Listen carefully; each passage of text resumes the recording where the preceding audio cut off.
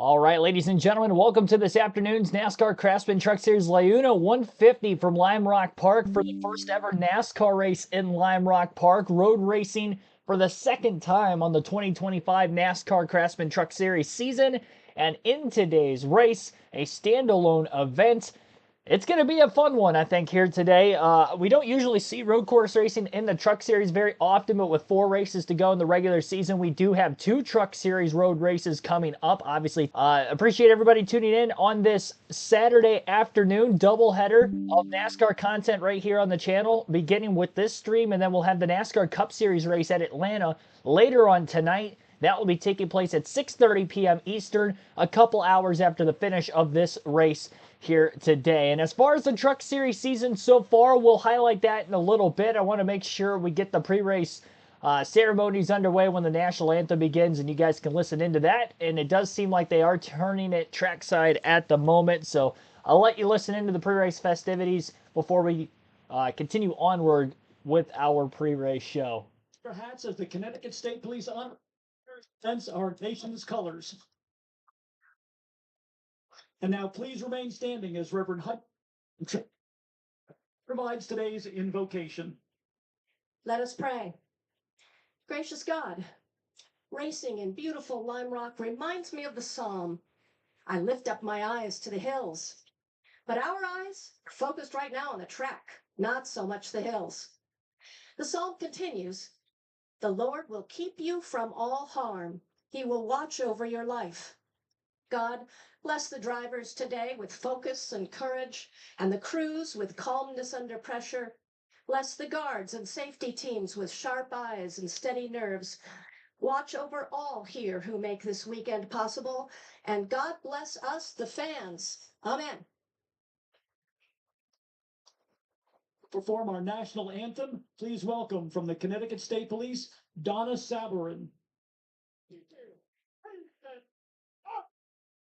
Oh, see, can you see by the dawn's early light what so proudly we hailed at the twilight's last gleaming, whose broad stripes and bright stars through the perilous fight o'er the ramparts we watched were so gallantly streaming, and the rocket's red glare, the bombs bursting in air, gave proof through the night that our flag was still there. Oh, say does that star-spangled banner wave for the land of the free and the hope of the brave. Lime Rock, let's hear it for Donna Sabarin.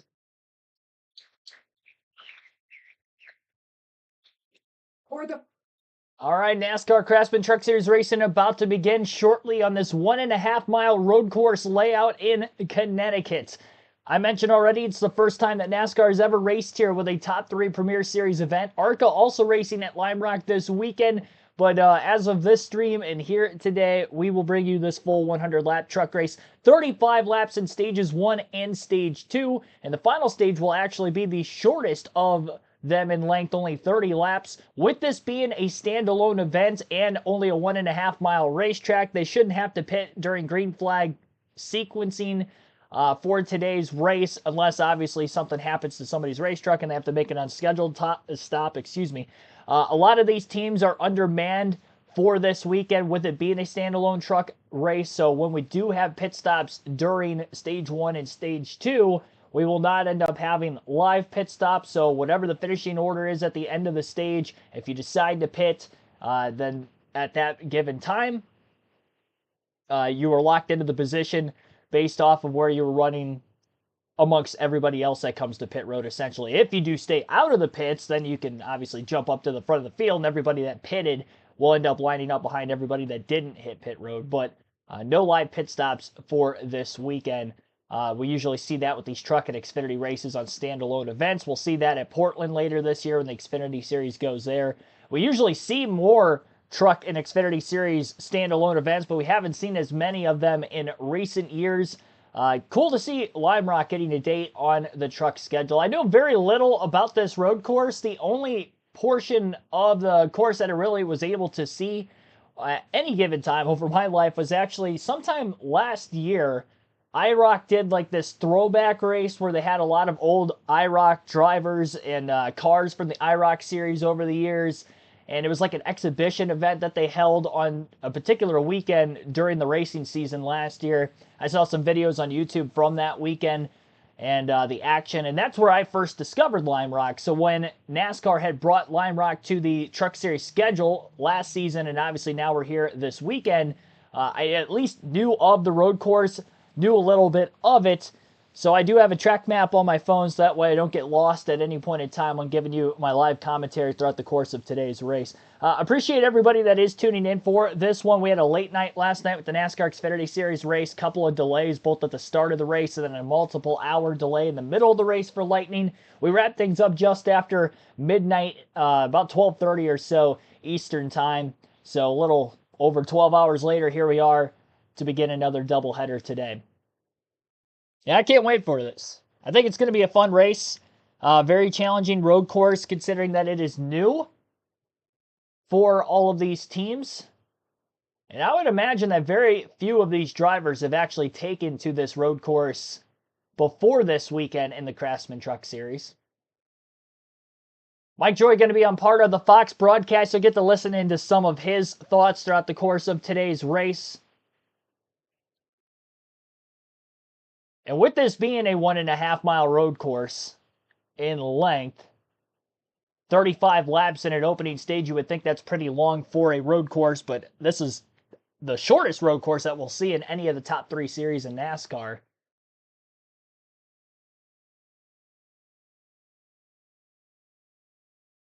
So they will be able to make it on fuel all the way through stage 1 and stage 2.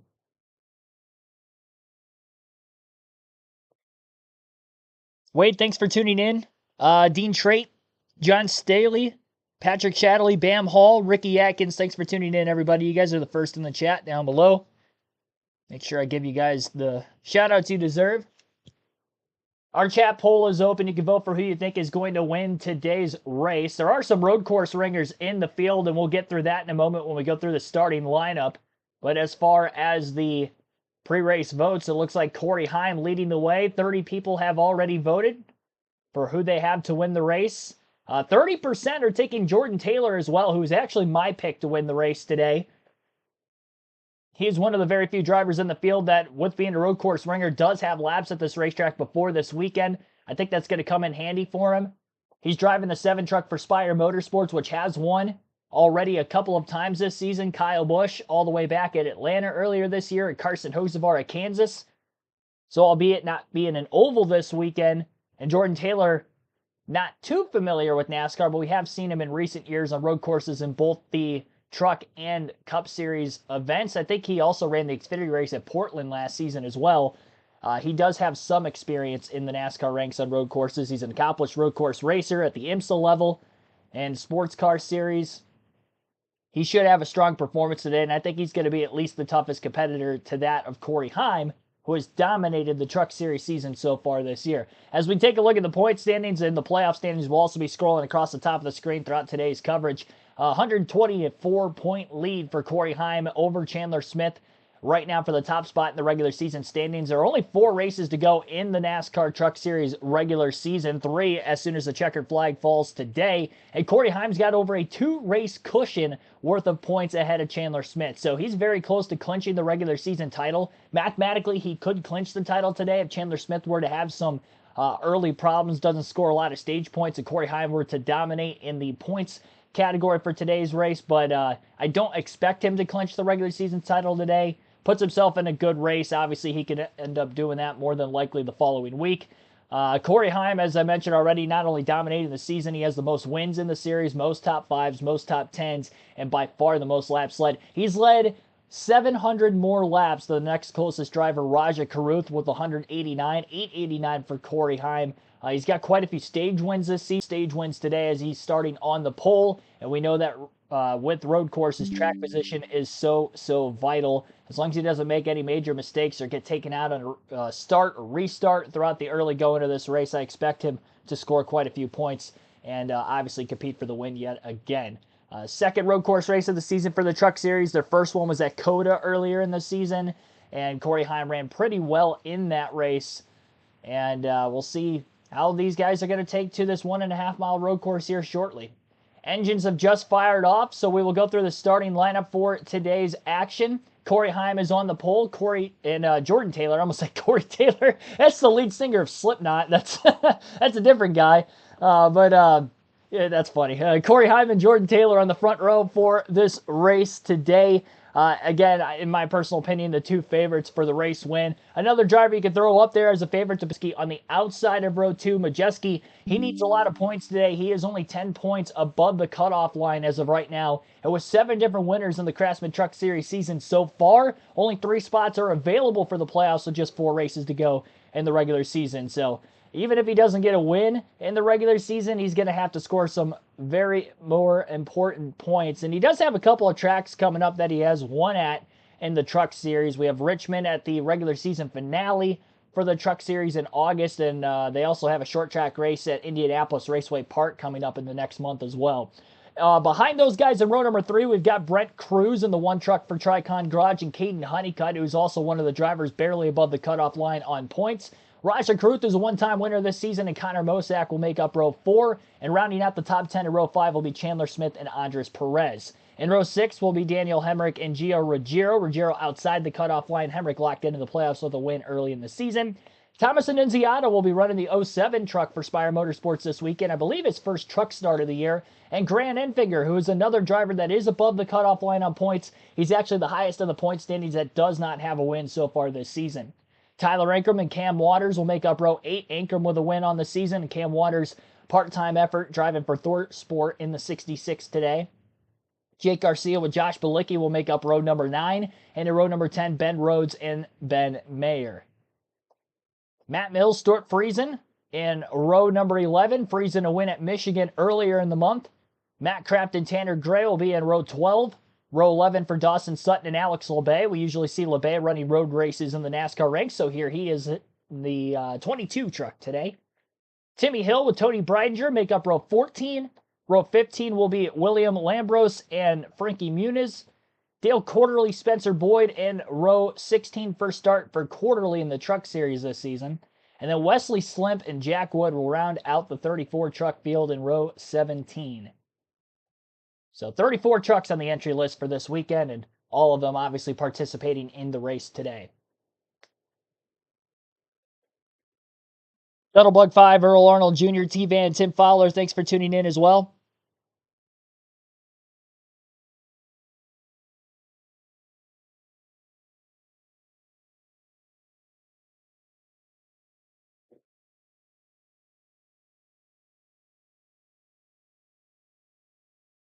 LeBay for the win. That's a bold take. I don't know that he's got the equipment necessary to do so. He's had some top 10 runs in the Xfinity Series. So I'm not going to be surprised if he has a good run today, but I'd be shocked if he's out there competing for the win. There aren't many trucks that are competitive in the Truck Series, and especially this season when you look at, like, Thor Sport Racing hasn't even broken through to victory lane this season. They haven't looked like Thor Sport Racing this year either, considering that Ty Majeski is the only driver, if the playoffs started today, that would be in the Truck Series playoff field of 10. He's the defending series champion from a year ago. He did win 2 races last season, one of which was at IRP, which we will be racing at next for the Craftsman Truck Series, as they will have a few off weeks following this weekend's action. That'll be another standalone event, obviously, for them this season, although the race teams will be in Indianapolis that weekend with the Xfinity and Cup races on the big oval at the Indianapolis Motor Speedway. So there will be live pit stops there. But again, no live pit stops for today's race, with all the teams back in Atlanta for the Xfinity and Cup action down south for the weekend. Xfinity race was last night. Congratulations again to Nick Sanchez for getting his first career win. Now it's time for the Truck Series to bring us some fun action here on the Saturday afternoon today. Mad Steve, thanks for tuning in. It's pulling for Gio.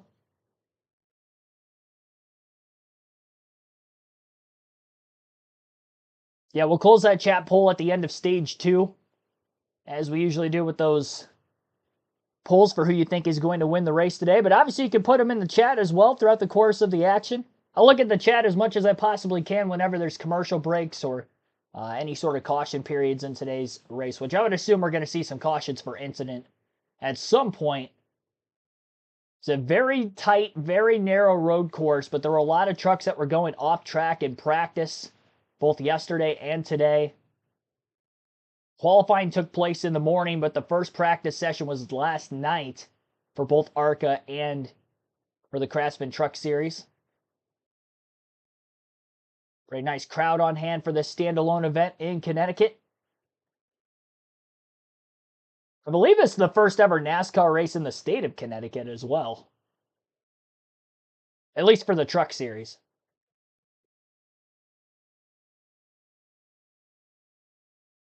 First ever National Series win. Well, it wasn't a National Series win because he's won a couple of truck races.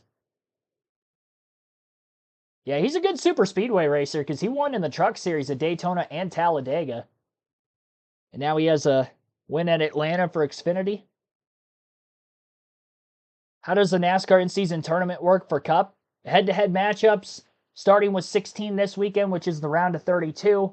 Very similar to how the March Madness bracket works. One driver beats the other, and you move on to the next week, and based on where you're at in the bracket, obviously that'll dictate who you finish, or sorry, who you go up against for the following week. So this week's the round of 32. Next week at Chicago for the street race will be the round of 16. Round of 8 will be at Sonoma. Round of 4, which would be the semifinals the following week, which I believe is Dover. And then Indianapolis is the finale, head-to-head. $1 million on the line.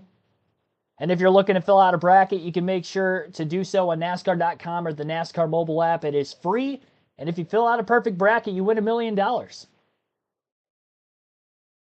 Best bracket that isn't a perfect bracket gets a $10,000 bonus for a grand prize. I think second is $5,000 and $2,500 for third. So there's money on the line there, and it's free. So I would definitely sign up. I filled out my bracket yesterday before Cup qualifying, and I'll go through my bracket in the pre-race for the Cup race later on today. Tom Bodine's got to get off the track. Unless this was earlier. This had to have been earlier. There's no way that he's on the track right now as other trucks are on the racetrack. Yeah, that was early. Okay. The way they had that cutscene. Gotta say, he was standing right in the middle of the S's.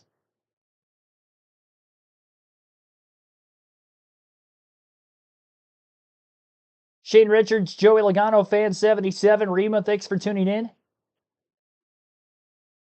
Supposed to be raining in Atlanta all day, so that's nice.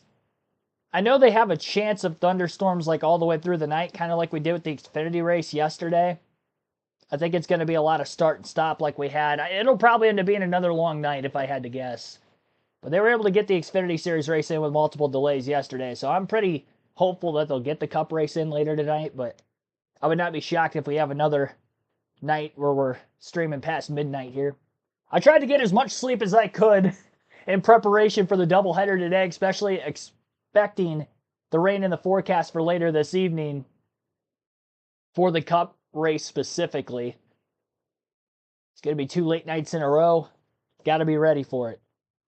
Tried to sleep into like 9:15 because I didn't get to bed till like 12:30. Well, that was about the time we ended the stream. It was probably like 12:45 before I went to bed last night.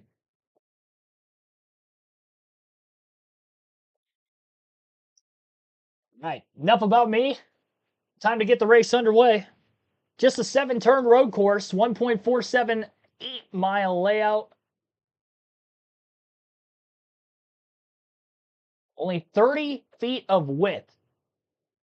Most of the way around the circuit, 40 feet on the front stretch, but 30 feet pretty much everywhere else around the track, so double file restarts can get chaotic. Corey Heim elects the inside lane for this initial start. As they head through the front straightaway, the green flag is in the air. Great launch by Corey Heim, and we are racing for the Craftsman Truck Series in Lime Rock. Field rushes down into turn one. A couple trucks making slight contact with each other. Nothing too egregious there. Locking the brakes up a little bit further back in the pack as well. It's amazing they actually got through turns 1 and 2 for the most part with a minimal amount of contact. Nobody goes off of the race course. Corey Himes easily got about a 4 or 5 truck length lead over second. Jordan Taylor pretty patient to get in line. He was not the second place truck. Lane Riggs had gotten by him for the brief moment. And so Taylor sits in third.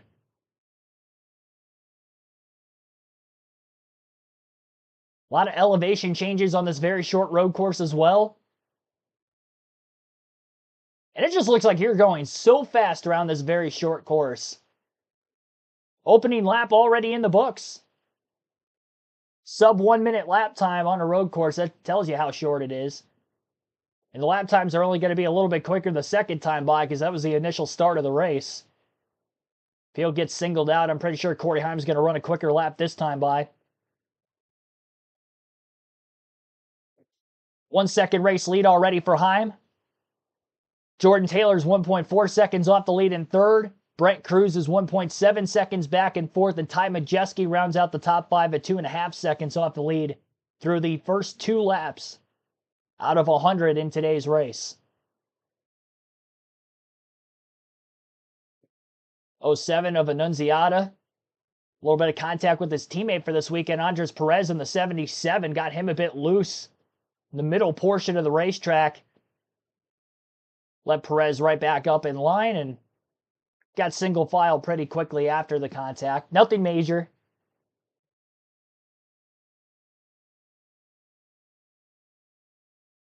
Yeah, last lap by Corey Heim was a 54.941 at the end of the second lap, which would have been the best in the field easily. The only sub 55 second lap time we've seen so far in the first few laps of the race. It does look like the asphalt is relatively old. I think we're going to see a decent amount of fall off. I'm just gauging that based off of how the track itself looks. I didn't get to see what the fall off was for practice yesterday to gauge off of that. Jordan Taylor was the fastest in practice, qualified second to that of Corey Heim earlier this morning.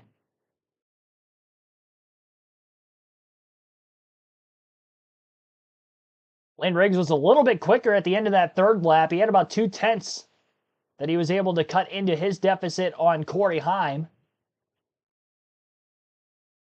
So a little bit of speed being shown out of the 34 of Riggs, who's been on a hot streak in the Truck Series as of late. Not only winning last week at Pocono, but he's had 3 top 3 finishes in the last 4 races.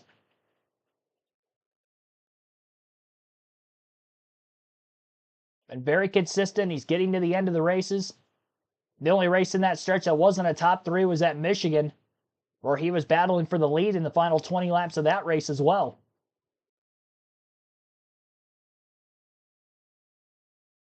Michael, and I talked to Brent after qualifying about that. He said his truck's just kind of bouncing a lot. There's more bumps on this racetrack than they could have predicted through their simulation. The drivers spent tons of time preparing for this race. They ran hundreds of laps on this racetrack, but it's never going to be perfect. There's always going to be something a little different when you show up here for the real thing.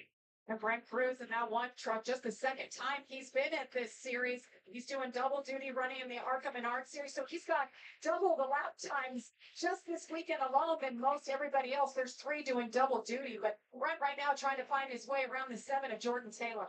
About Jordan Taylor, now a road course racer. The kid, 17-year-old Brent Cruz, just pounding him right now. I think he's a little bit faster than Jordan. Such a competitive series, Mike. Wow. And you add in just first timers, then the veterans that have been here for so long, those road course aces. We have 16-year-olds, we got a 63-year-old. We got it all for you. Trevor, you talked about simulation and how much work, preparation, engineering wise goes into these trucks, these race vehicles, and then the drivers doing their part online, racing this track, doing all the studying they can do. That's a huge part of racing these days. Absolutely it is. I mean, ideally, if you could come here and race something else, Gio Ruggiero came and ran a TA2 car here. We mentioned Jordan Taylor's won a couple races here. Greg Cruz working on it. But that if you can't get on the track, the best thing is to get on iRacing, to get in your simulator with your team with the support you have, and make as many laps as possible. How can I get more used to the visuals? You see right there, Caden Honeycutt tracking out wide using every ounce of asphalt through turn 5. I can't wait till we settle down a little bit and we can start showing some of these shots as we see Caden Honeycutt attacking on time adjustment through turn 7.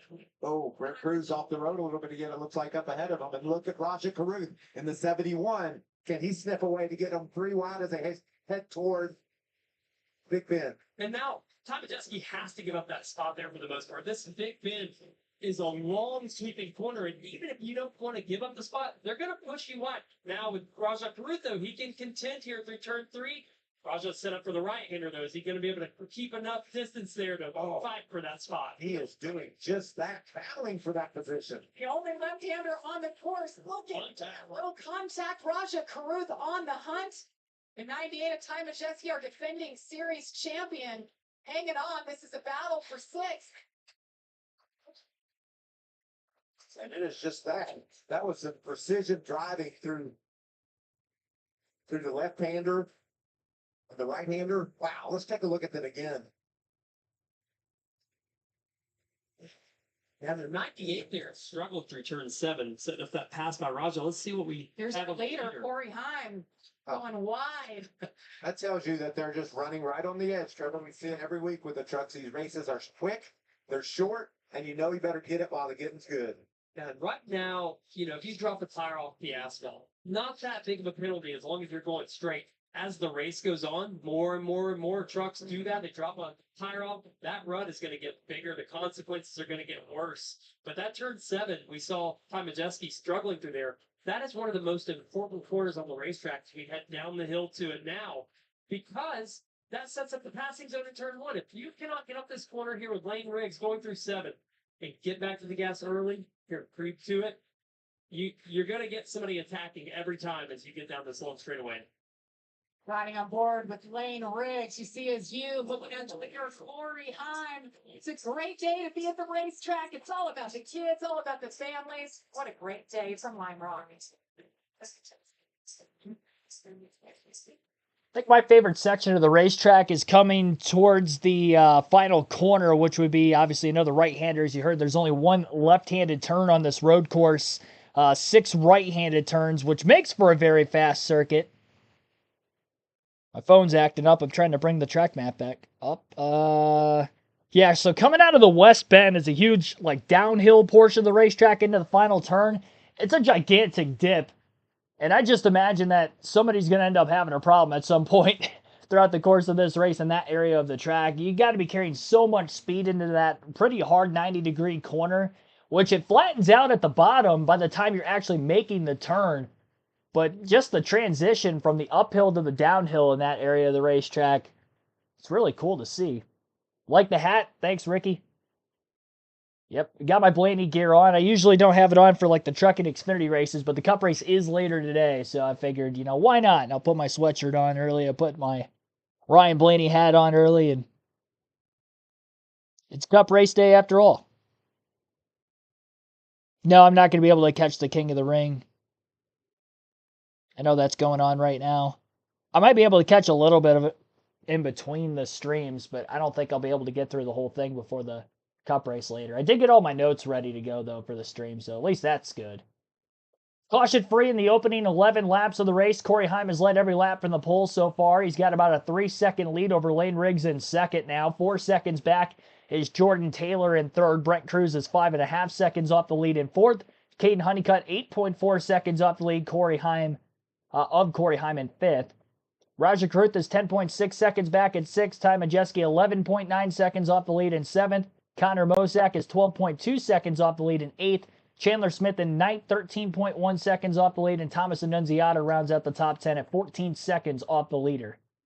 Nobody has gone a lap down yet, but it's going to be interesting to see lap traffic on the longer green flag runs because how hard passing is with only 30 feet of width around most of this racetrack. To the Gold Cup quarterfinal, the U.S. men's national team takes on Costa Rica. No easy path, no second chances. Coverage begins tomorrow. That's at 6 Eastern on Fox.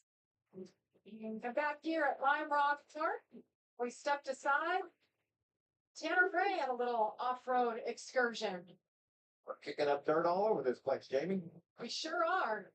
We've only had one truck truly go around this weekend, and that was Grant Enfinger this morning. Here's a look at the 15. Just swings wide into the corner, lost grip to the front end, and had to correct her, Trevor, and off the track he went. Yeah, and that's so important here to be able to get down to that curve you see on the right where Frankie Muniz is at. Tanner just got in a little bit too hot, pushes you out wide and with that sweeping corner. As soon as you drop a left front, you see Slimp there with the left front off. It just pulls you all the way out. Wesley Slimp making his debut. He's in a backup truck after some issues yesterday. Big fire yesterday. Scary moment for him, but they got the backup truck out, got him back on track this morning. Used the qualifying, had a little practice session. Tanner Gray, really strong at Pocono. Last week got second, but today he's just struggled. He's currently riding back in the 30th position. How about that, Jamie? How good you've got to be one week, finish the second, and how competitive things are the next. He's riding back in 30th. We've got 4 races left before the playoffs, Michael. It's go or go home, and he's one of those guys that he's in a must-win situation. Yeah, I think we've seen a ton of improvement for Tanner Gray for the second half of this first part of the season. He has been really fast, as you mentioned, second place at Pocono. But I got to be honest, this was not one marked on his calendar he was looking forward to. Not a big fan of the road courses. He's been working on it. Spent a lot of time. We went to Kershaw and tested earlier this year.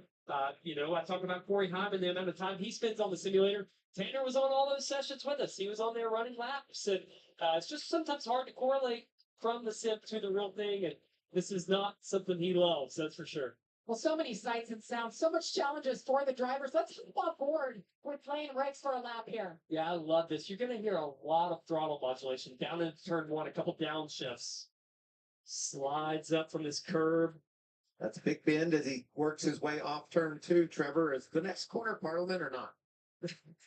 No, I don't think it's Parliament. Oh. It's just a left-hander, Michael. So you want to set up this exit, though. You got to be tight to the left to be straight driving at the right-hander. All those first 3-4 corners connect, and then this is onto the straight.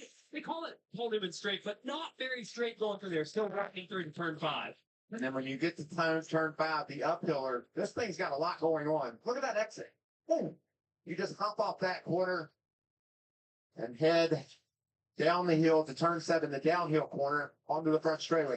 I guess probably the most important corner, would you say, is the downhill here? Because it sets you up for that long run down the front straightaway. Yeah, absolutely. Maybe not for lap time. I think that turns 1 through 4 is kind of where you make lap time. But once you're around other trucks, you have got to be good through 7. I think through 1, 2, 3, 4, if you're sliding, you can kind of keep them behind you and play the games. But through there, you're on defense if you're not good at turn 7. Josh. Lane Riggs is our most recent winner in the Truck Series big mix on at Pocono last week. When it comes to road course racing, that's a little bit new for him. This is something his second time in a truck on a road course. But he actually had a chance to come from Lime Rock about 4 weeks ago and drive a Dark Horse Mustang around this track, so he does have some familiarity. During practice yesterday, going a tight truck, big truck, qualifying well as you see the 76 off the track, but right now he's running in second, Jamie. That's a great point about Lane Riggs. Hasn't been in the series that long. And you mentioned we're looking at Spencer Boyd, the 76 parked, but not a lot of road course experience for Lane Riggs. Rookie of the year in the series last year.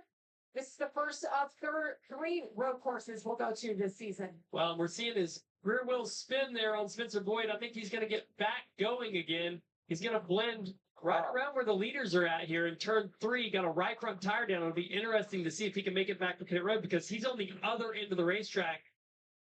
Spencer had some issues prior to this spin. A couple of laps down already, just trying to limp it back home as here comes Corey Heim around him. We stay green for now as you see 20 laps to go in stage number 1. You see the blue flag there. That's a local caution. They can at least warn drivers if there's someone slow or something on the track in front of them. A little different than what we see at an oval where we have a full course caution every time.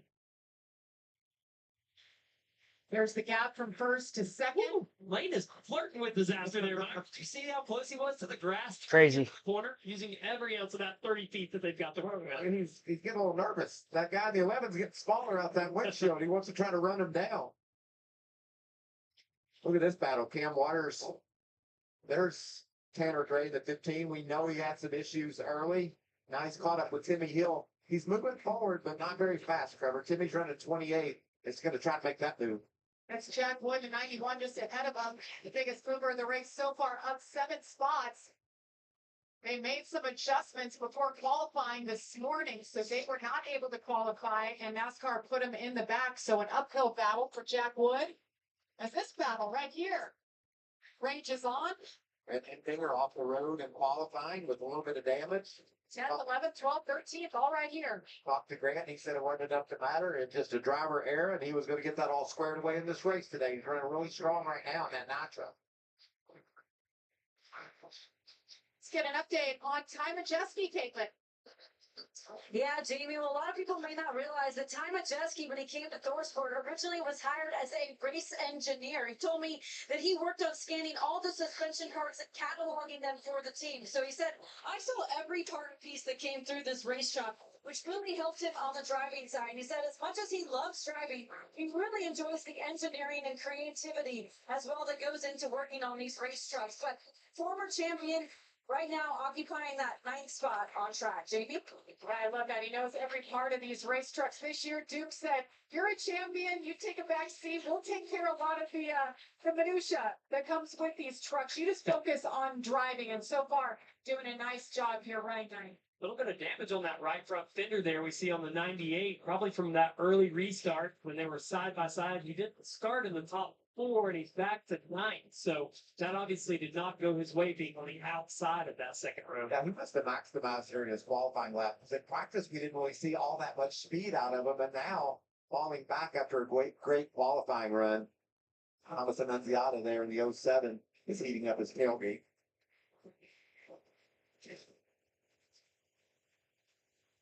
Let's go on board with Frankie Muniz. He has a couple unique camera angles. We could take a look at what he's doing out the back, as well as from the driver's seat, and see what he's doing with his feet. This is the Morgan & Morgan on board. Well, at 20 laps in, Jamie, you're going to start to feel maybe a little bit of brake fade if you've been close to somebody. So you're going to see him tap that brake pedal once in a while just to make sure he's got good brakes. You see it there down the front straightaway. Okay, the pedal's firm. I can push on that brake.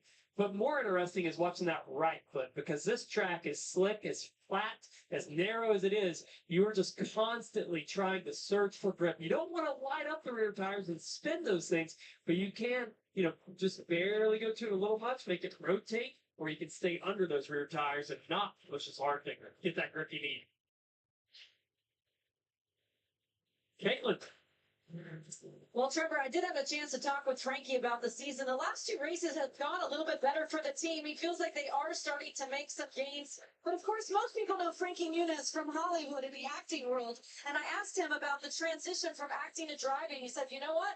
Honestly, driving is so much harder because unlike being an actor, it's not subjective. He said, as an actor, you can put in all the work, think you do a great job in a film, and the viewers might still not like it. But he said, as far as driving, it's very cut and dry. The results speak for themselves. They're pretty black and white. So he said, I know exactly where I need to improve. But very neat having a name like Frankie Muniz competing week to week here in this truck series. Jamie? Yeah, Malcolm in the middle. They just shot a Malcolm reboot. He was actually filming that while racing. But this is his first love. He has always wanted to be a race car driver. Morgan and Muniz there. I saw him do some stuff on his social media, joining the Morgan & Morgan team. So it's cool to have sponsorships that love to activate around NASCAR. And Frankie Muniz is a great guy to do just that with. Well, Tony Breidinger, sorry, Trevor, right behind him, trying to find a way around. Well, and I love what he said about the numbers don't lie, right? It's not an opinion of how are you doing necessarily. It is about what does that scoreboard say at the end of the day? And I always love that when I race. When we get to this broadcast today, I might get a text or two from a friend. It's like, hey, good job, or you really messed that up from Michael over here beside me. But when you're racing a truck, you can tell exactly how much time you're off. Where is that time out? Now, the hard part about this is it driver? Is it the truck? Is it the setup? And so these drivers, whether you're leading the race, whether you're Frankie Muniz that's battling, back in 30th right now, you're trying to make your truck better all day long. Todd Bodine is our driver analyst. Todd, what are you seeing from Jordan Taylor so far? Well, Jamie, I was looking, he's almost 8 seconds back, and I'm thinking to myself, this is the road course ace, right? This is the guy in the field we all talked about coming in here and maybe stealing this race from the guys. So, how many talked from Chief Ryan back? Ryan, what's wrong? He said nothing. He said, this guy is just an endurance racer. This is what he does. His lap times have been the same almost every single lap, within a tenth of a second. That's incredible around this racetrack. So, no issues, 8 seconds back, but just cruising along. You did tell him how fast these races go by, though, right? We're already 22 laps into a 100-lap race. Well, Corey Heim continues to lead, 4.9 seconds over Lane Riggs. We're going to step aside, but you won't miss a thing. We're going box side by side. All right, as Fox heads to a side-by-side commercial break, we'll go through the full field running order. Lap 23 of 35 in the opening stage, and of course a 100-lap race overall. Just over 20 minutes in, caution free. Corey Heim has led every lap from the pole. 4.9-second advantage over Lane Riggs in second, 7.8 seconds to Jordan Taylor in third, and Brent Cruz is 10.2 seconds off the lead in fourth. Caden Honeycutt rounds out the top five in fifth, and then in sixth place you have Raja Karuth. Seventh is Connor Mosak, Chandler Smith eighth, Ty Majeski ninth, and Thomas Annunziata rounds out the top 10. Andres Perez in 11th, Grant Enthinger 12th, Gio Ruggiero 13th, Daniel Hemrick 14th, and Cam Waters 15th. 16th is Tyler Ankrum, Josh Balicki 17th, Jake Garcia 18th, Ben Rhodes 19th, and 20th for Matt Crafton. Ben Mayer 21st, Stuart Friesen 22nd, Matt Mills 23rd, Alex LeBay 24th, and 25th is Dawson Sutton. 26th, Dale Quarterly, Jack Wood 27th, Tanner Gray 28th, Timmy Hill 29th, and William Lombros in 30th. Frankie Muniz 31st, Tony Breidinger 32nd, Wesley Slimp is one lap down in 33rd, and Spencer Boyd had that right front tire that was flat earlier in the stage. He's currently 7 laps down, 34th. And that rounds out the full 34 truck field. We'll take our first break of the stream. You're listening live on KRC to the Craftsman Truck Series Liuna 150 at Lime Rock Park. Nope, road course. We are road course racing. STL Mark, thanks for tuning in. Hashtag Team Blaney, yep. Yes, sir. Got two battles as a Blaney fan to watch tonight. You got him, and then where is Carson Hocevar running? Because that's who he's going head-to-head against this week for the bracket, which I think is a very interesting matchup. Blaney really good at Atlanta, but Carson Hocevar was runner-up earlier in the season. He's been hot through the summer, too. Should be a fun battle. As a Blaney fan. Billy Kramer, welcome to the stream. How many likes today? 50 is our goal for this stream, which we should easily be able to get there. I think we're at 46 right now. Let me refresh the page real quick. Yeah, we're at 45 right now. But let's see if we can get to 100. You never know. Be sure to hit the like button if you haven't done so yet. Subscribe for more NASCAR content. Live commentary streams like this every NASCAR race weekend. 10 laps to go, stage 1. That's the first truck you've seen in front of him all day, Trevor. That's to feel a little bit weird if he tries to work over Frankie Muniz down in the Big Bend. Well, Michael, as these tires have got caught and worn out, the lap times have slowed down tremendously, almost 2 to 3 seconds from what we saw in practice. So now that delta from the leader to those 30th place trucks is not very big. It's within a second. So it's going to make it tough for him to pass even a truck that's not, in the top 5 or top 10. It's going to be hard, and it's narrow here. So he's got to be very patient as he works through these trucks. Nice pass. He gets around Frankie Muniz and puts him 1 lap down. Frankie just watches that 11 truck shoot across the uphill turn there. You see what Corey Heim has done this season. 914 laps and counting. It's incredible what he's done. He's led every lap so far today, all 25 of them. Might lead them all. Working lap 26 here. The end of stage 1 is at lap 35. And think about the types of racetracks we've been on so far this season. We've seen super speedways, we've seen short tracks, we've seen racetrack revivals like Rockingham and North Wilkesboro. Intermediates, road courses. He's been able to lead on every single one of those in multiple laps. That's not off of pit strategy. It's not off of staying out under caution. Like, he's legitimately that fast on every type of racetrack. Connor Mozak in the 81 running 7th now. Had a great run a week ago, finished 6th. What are you hearing so far, Josh? So you talk about drivers that excel on road courses. Connor Mozak is on that short list of the Truck Series regulars, and I talked to him about that, knowing that there are 2 road courses left in the regular season, and he said, look, there is pressure on me to perform and win one of these races, whether it's this one or Watkins Glen, but he said, I enjoy the pressure. He came over the radio a little while ago saying he likes the truck. The team coach is running right now in the 7th position. He's one of the fastest trucks on the track. It's all about track position. He's going to look to get that, but look for the 81 to be strong today. 8th track. Right, the fastest of the McAnally Hilgeman Racing 4 trucks out there. Somebody touched the dirt there, made a mess coming out of turn 7. Well, and we're 8 laps until the stage here, and I'm really curious to see who can make the right adjustments. We've talked about the drivers and their ability to adapt, but now the crew chiefs are going to have a chance to make the truck better for their drivers when we get to that stage. Feedback is going to be so crucial. I think we're seeing drivers like Jordan Taylor, Brent Cruz that have road course experience start to maximize their trucks to the fullest extent. And they see that 34 and 11 are a little bit better. Where is that at? How do you make it better, Michael? And a young man like Caden Honeycutt, you think of him as a short track racer. He's trying to figure all this thing, all those questions you just asked me, Trevor. He's trying to figure that out on the fly. And what a job he does week in and week out, maintaining that type of speed. Brent Cruz, another young racer that is just a road race ace. It's really cool to see these 2 worlds come together here at Lime Rock Park. Trent Cruz, the 17-year-old from Hickory, North Carolina. They start racing so young. He's probably been racing since he was 4. I know he was racing Trans Am cars at 14, and he's coming up through that pipeline and just getting it done. Cruz running 4. Yeah, that one truck is bouncing a lot. I don't know if you saw that there on that shot through turn 1, but it looks like they have a lot of control on that right front shot. Something just looks a little bit unstable for him. You see it there as he hits the curb. You want that truck to recover when you go over a curb, and his is not doing that, I don't think, to his liking right now.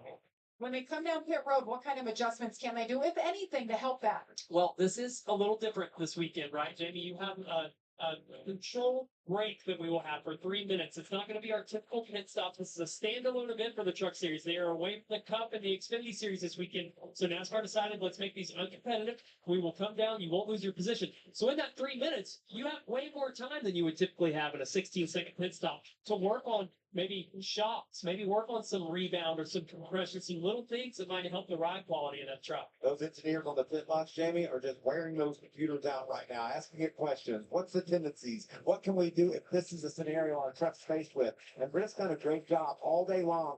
And I know, Trevor, you've been in touch with him about what his truck's doing, what his challenges are. And that's exactly what he's dealing with, a bouncy truck. There was a battle for Chandler Smith with it. He was sideways coming off of turn 2. Battle for 7th with Raja Carew. Taylor's got a lot of speed here. Started off practice this morning a little bit slow. I was worried about him, but man, they've regrouped. He's faster right now than Raja in that 7th position. Chandler Smith, one of the guys who used to race in the Truck Series, did not like road course racing at all until he went to Joe Gibbs Racing. Something clicked for him. Now he's with a different team this year, and he's embracing. And I think you have to have a good attitude or going to beat yourself if you show up and say, I hate this. Absolutely. And something I'm seeing even more now, Michael, is these drivers are learning how to pace this next 35-lap run. Because we are 4.5 seconds slower than the pace that they qualified at. That is tremendous for fall off at a 1.5 mile track. I think some of these drivers, like we saw Taylor Smith and now Jake Garcia, they might have gone out like a rocket. But now this truck is ill-handling, sliding around. You see Ben Rhodes and Matt Craftsman right behind him there trying to figure out their trucks as well. But maybe there's some pacing involved. Maybe I do need to save my brakes and save my tires a little more this next run.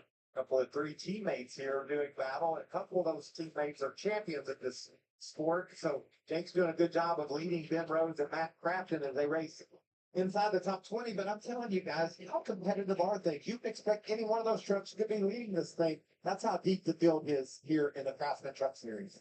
Beautiful looking four-score trucks as they're all over Andres Perez, Spire driver. Here's the big hop off that left field turn 5. Just love hearing that. I too. Hear those motors scream. Woo! That Did you field. just put your hands in the air, Michael, as we went up over there like a roller coaster? I feel like I'm on a roller coaster. Let's You hook got it. I did the woo for you that time. I feel like every time we look at that, we get some sound effects. this battle. Spencer Boyd, you know he had problems early. Now he's all over Frankie Muniz. Going forward with Frankie and see if he can hold off Spencer. As here comes Jordan Taylor making the pass to put these guys in his rearview mirror. Jordan Taylor right there running third. Brett Cruz is now in that frame as well, right behind Jordan Taylor. He's closed that gap to within a tenth. See if he can try to get by him through this traffic here. That'd be big for Brent to be on the inside of this next restart if he could make it there. Watch this big dive.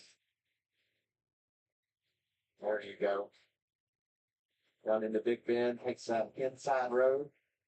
Jordan Taylor so used to running around other cars, multiple series running in the sports car world. Multiple speeds too.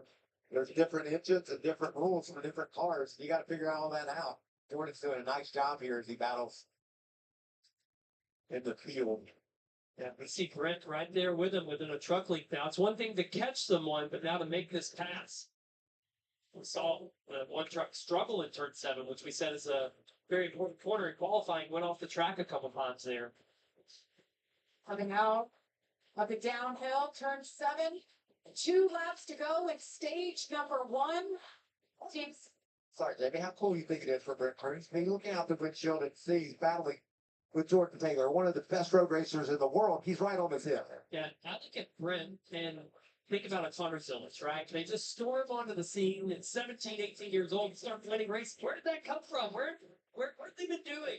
And I talked to Brent about that. He said, him and Connor have grown up together. They've raced together so much. He's about a year younger, but was always kind of right behind Connor in their progression. So I would definitely look to him to be this good on these road courses. And this is a stepping stone, a development series. You use the ARCA Menards into the truck series, Xfinity, to get to Sunday racing. Connor Zillage, you just mentioned him, doing a fantastic job. Won the race last week in the Xfinity series. But Connor still stays in touch with these guys like Brent Cruz, gives them advice, helps them out, because these guys want to be racing on Sundays. Big deal for Jack Wood here, not wanting to go a lap down before the end of this stage, doing everything he can to keep Corey Hunt behind, but he's going to go right by it to turn 1 there. Corey Hunt, our leader, final lap of this stage. Jack didn't get to qualify, so he started out back and has made a little bit of progress, but you can see he just got eaten up there by Corey Hunt. Now he just hopes Corey doesn't go past someone else so he can get the free pass. Obviously, all these flat trucks in front or slower trucks are trying to stay on the lead lap, but as soon as you cross that start-finish line, your mind instantly goes to, how can I take advantage of this next restart that'll come up after our break? All the lap times are within a half a second of each other after about 20 laps with these tires. And there it is, the green and white checkered flag in the air for Corey Heim, who picks up his 13th stage win of 2025, coming in hot. Still just sliding that truck off that downhill turn. It takes the green and white checkered. Led every lap here. Domination. Stage 1. We'll step aside. We'll have pit stops when we come back with the 11. You need anything? Sure, he's going to ask for something. Corey Heim, get it done in stage 1. I don't see how Corey Heim loses this race unless he gets taken out by like Lane Riggs on a restart or something, which could happen. We're guaranteed at least 2 of them, one of which will be coming up soon with the end of Stage 1. Stage 2 going to be 35 laps in length as well, and again, Stage 3 will be 30 laps, the shortest of the 3. No live pit stops, so Corey Heim will have the lead on the next restart. Everybody will come to pit road for the first time as there was no cautions for incident that took place in Turn 1. Had a couple of trucks go off the racetrack. I know Spencer Boyd had a flat right front tire at one point. He is back on the track 7 laps down. Alex LeBay 4 laps down there in the 22 truck, having some problems as well. And Jack Wood at 27th going to get the free pass for being the first truck a lap down at the time of the caution. I don't expect anybody to take the wave around because all the other trucks that are off the lead lap definitely going to need fuel if they're going to want to make it to the end of stage 2.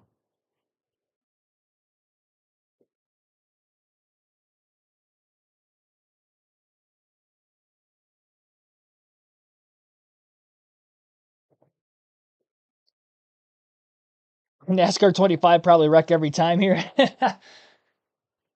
New road course. Yeah, those do take some getting used to on the NASCAR video games. Learning a new track. So Corey Heim wins the opening stage of the race from the pole. He led every lap. He had about a 7.5 second lead over Lane Riggs when he crossed the start finish line. He was about 13 seconds ahead of the third place truck, Jordan Taylor. Fourth in the stage was Brent Cruz, Connor Mosack fifth, Caden Honeycutt sixth, Chandler Smith seventh, Roger Kruth eighth, Ty Majeski ninth, and Thomas Annunziata rounded out the top 10. And again, those will be the same 10 for the next restart because there will not be any live pit stops today because of all these teams are undermanned and underbodied, with it being a standalone truck series team. A lot of the pit crews for the truck and Xfinity series level are basically feeders from Cup series teams that they use for each weekend, and all the Cup and Xfinity teams this weekend are in Atlanta. The Xfinity race last night, the Cup race obviously later on tonight. We'll have our full live commentary coverage for that at 6:30 p.m. Eastern. For right now, obviously, our live commentary coverage continues at Lime Rock Park for the NASCAR Craftsman Truck Series. With pit stops looming, with our first caution of the day, we'll take another break. You're listening live on KRC to our full race coverage.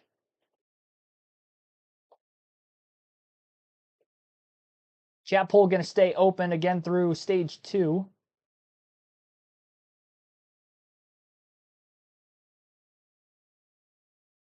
Continue his legendary season at Joseph Newgard, Kyle Ward, Kyle Wood, and the rest of the pack as the IndyCar Series roars into mid-Ohio, July 6th on Fox. Got a level of 4th of July weekend racing action. Looking forward to that. Well, our race analyst, he's been kind of all over the place. Todd was on track just earlier today to break down some key points of this racetrack. One of the things that makes Lime Rock Park one of the most unique racetracks in our country is the hill. We hear people talk about it and the drivers talk about the hill. This is the hill. The drivers exit turn 5 and immediately start climbing the hill. But the tricky part is, if you don't line the truck up properly, you come over this hill, and when the truck lands, you can run right straight off into the dirt, into the grass. You've probably seen some guys do that already. And when you come up over the hill, if you run wide open, the truck as fast as it'll go, the front tires come up over this hill and they get right off the ground. You might have seen some of that also. But when they come over the hill and it lands, the rear tires get light and they start spinning. So the drivers have to modulate the throttle up over this hill to not make the truck get out of control. And a lot of times it will get off in the grass and spin the tires. So this is, you say it's only a hill, but it's not just only a hill. It's really tricky. And every time the drivers are exiting turn 5, they're working their tails off when they get up over here. This part of the track's been so entertaining.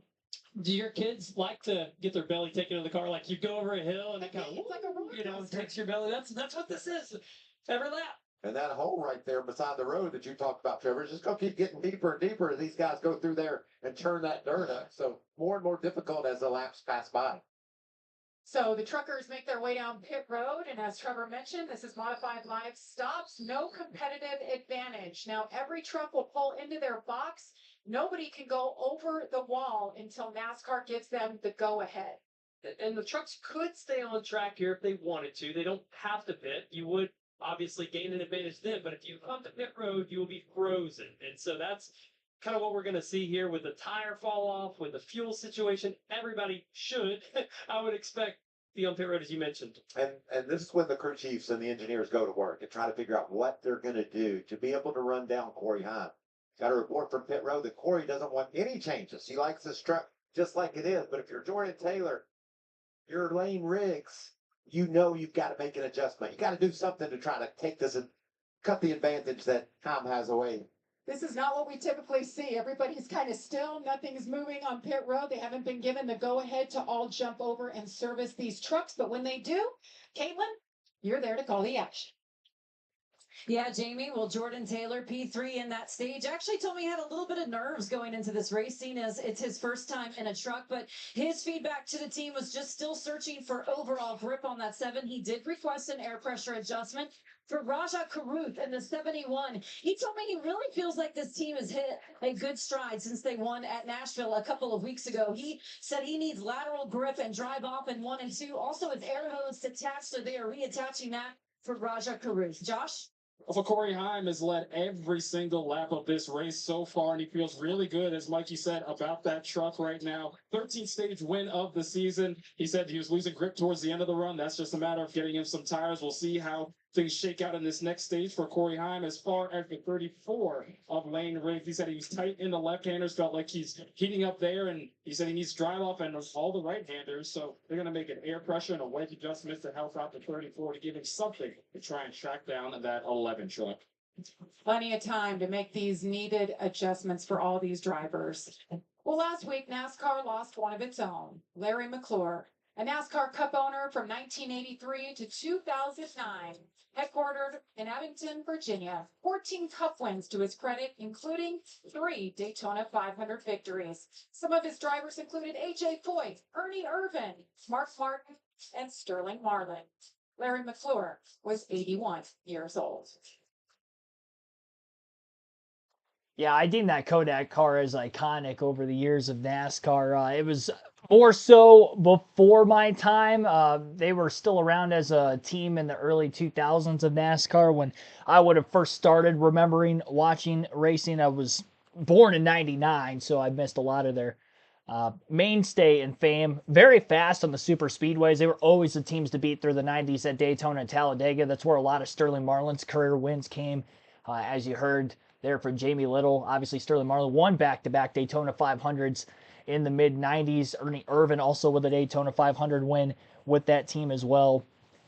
So sad to see Eric McClure going. He was actually around still, I believe, as an owner in the Xfinity Series a little longer through the 2000s and early 2010s before retiring from the sport.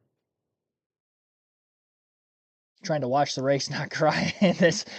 Yeah, that's tough. They have to mention that though. I mean, he had a big part in the sport during its boom period in the 90s through the early 2000s. 3-time Daytona 500 champion as an owner.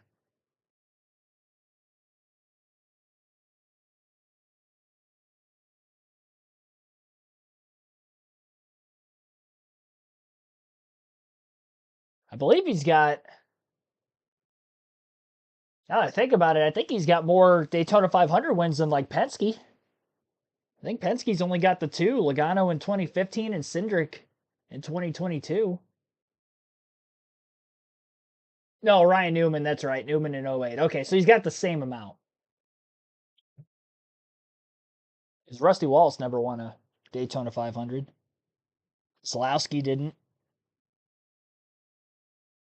That's crazy when you consider how good Penske's been at the super speedways, and especially really since the Gen 6, but especially at the next gen, and still haven't won hardly any more.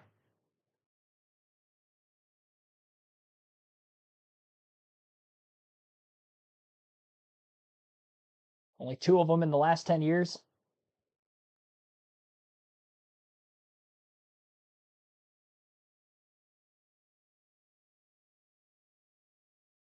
Almost like the beginning of the Truck Series where they raced at small ovals. Yeah, I mean, they used to have a lot of standalone events. Even through the mid to late 2000s, they were still running a lot of small standalone races on short tracks and even intermediate ovals that didn't have cup dates like Memphis and Kentucky, Nashville, long before the Cup Series, raced at Nashville or Kentucky. And then you'd have shorter ovals like a Mansfield and Milwaukee, which is now back on the schedule, thankfully, and Indianapolis Raceway Park. Lime Rock Park, stage 1. The book, Corey Heim led all of the laps so far. You see, he maximized the points there, got 10, all the way down to Thomas and Nunziata. He's not a regular in this series, so he doesn't get those points. No points for you. Otherwise, you take home 1, Michael. What a Nice mix there, huh? performance for Corey Hine. We talked about our truck regulars give the advantage at the beginning of this race to the truckers, taking down third, fourth there, the road course ringers that we brought to town. Well, to nobody's surprise, Corey, I'm happy with the truck, no adjustments, but I think pretty much everybody else behind him made some adjustments there. Yeah, on that points, just real quick, Ty Majeski, 2 points. Doesn't seem like a big deal, but when you're 19 points above the line, every point's going to matter here in these next few races before the playoffs start. So those adjustments, Jamie, we've heard all weekend a lot of drivers complaining about the left-hander. But Michael, I would have to imagine the crew chief say, you got to deal with the left-hander because there's only one. We got 6 right-handers. And that's when you struggle for, they're all struggling as we're listening to the radios for grip up off, trying to get the gas down. Trevor, you talked about earlier, modulating the throttle, how you got to manage how much power you put to those rear tires. And everybody, it seems, is struggling with that. Absolutely. And as those laps clicked on, we saw that issue get worse and worse and worse. So we heard Brian Patty talk about Jordan Taylor being an endurance racer. And Jamie, you said, does he know how short these are? That's a real thing. You have to figure out how hard can I go and what's going to abuse the tires to the point I have nothing left at the end of the run. Let's take a look at the track map once again, remind people what they're dealing with. You talked about the one left-hander. There it is. Turn 3. Let's figure that one out because we gotta go right a lot of times. And we saw Pompadano over on the uphill turn number 5 explaining the challenges there. And then we've seen guys running off the road and the downhill turn number 7 out and toward this to get good momentum through that part of the corner. Just an awesome racetrack. A lot of fun to cover. Absolutely, Michael. And, you have those challenges of those faster corners, but turn 1 is really the only braking zone where we've seen people have lockup, where they're using max pressure, having to get into that pedal after that long sand posing straightaway. Well, Todd, that was the first pit stop of the day. What'd you see on the tires there? Well, first I want to give an attaboy to Caden Honeycutt. This is his first road course race ever in anything. He qualified 6th, and he's running 6th, doing a great job. But he came in for a pit stop, get that tire changed. I've never seen this before in my life. This tire delaminated. This is the actual rubber of the tire, the part that hits the racetrack. This is the cording underneath and what the carcass, it's called the carcass. And the whole spot of rubber came right off, and there's another one starting here. So he was running 6, running decent lap times. I told his crew chief, Phil, well, he get 4 good tires, he might go to the front. Jamie? Good point. I don't think that would surprise anyone. We've watched this young man. What a tremendous talent he is. So much ahead of him in his future with what he's done in a short period of time. See, Caden Honeycutt is in the 45 truck. We'll restart 6th as we're getting ready for our first restart of the day. Corey Heim on. All right, green flag back in the air. I had to get up for a second. I had an ant crawling on me, and I didn't know where it went. I threw it in one of my pockets. All right, green flag back in the air. Corey Heim inside lane of row 1 of the restart. Lane Riggs going to take him hard into the first turn on the outside. Not going to give an inch. Somebody goes a little bit wide off the racetrack through the first corner. Don't think they got all 4 tires necessarily off into the grass, but for the most part, pretty well organized, just as they were off the initial start of the race. A bit more aggressiveness, but nothing out of control. First half a lap in after the restart, and Corey Heim has a lead over Lane Riggs, but Riggs is going to do whatever he can to stay tight on the back bumper of the 11. As you heard, there were no adjustments that were made for Corey Heim in that 11 truck during the last stop.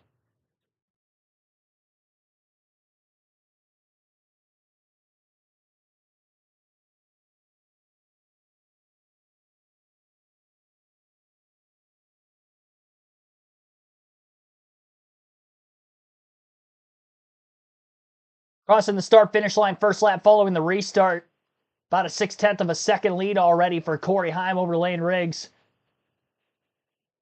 There were times early in the opening run of the race where Riggs would put together a slightly faster lap than Corey Heim. Once they got 5 to 10 laps into the run, Heim was consistently a few tenths faster a lap, which is what led him to grow his lead out to about 7.5 seconds before the end of the first stage. No incidences to record so far. Only one truck has actually had any sort of a spin out or anything of that nature through on-track activity prior to the race, which was Grant Enfinger in qualifying this morning.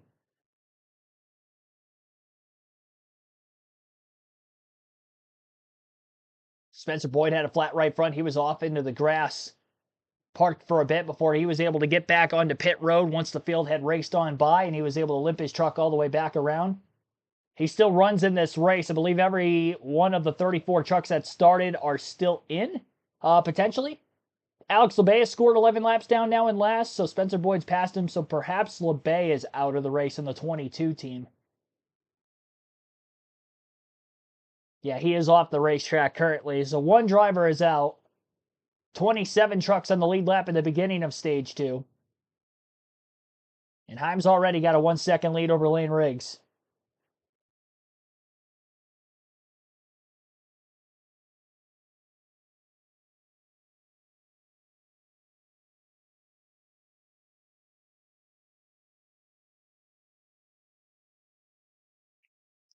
Just me or the tone of her voice. Commentary is very good.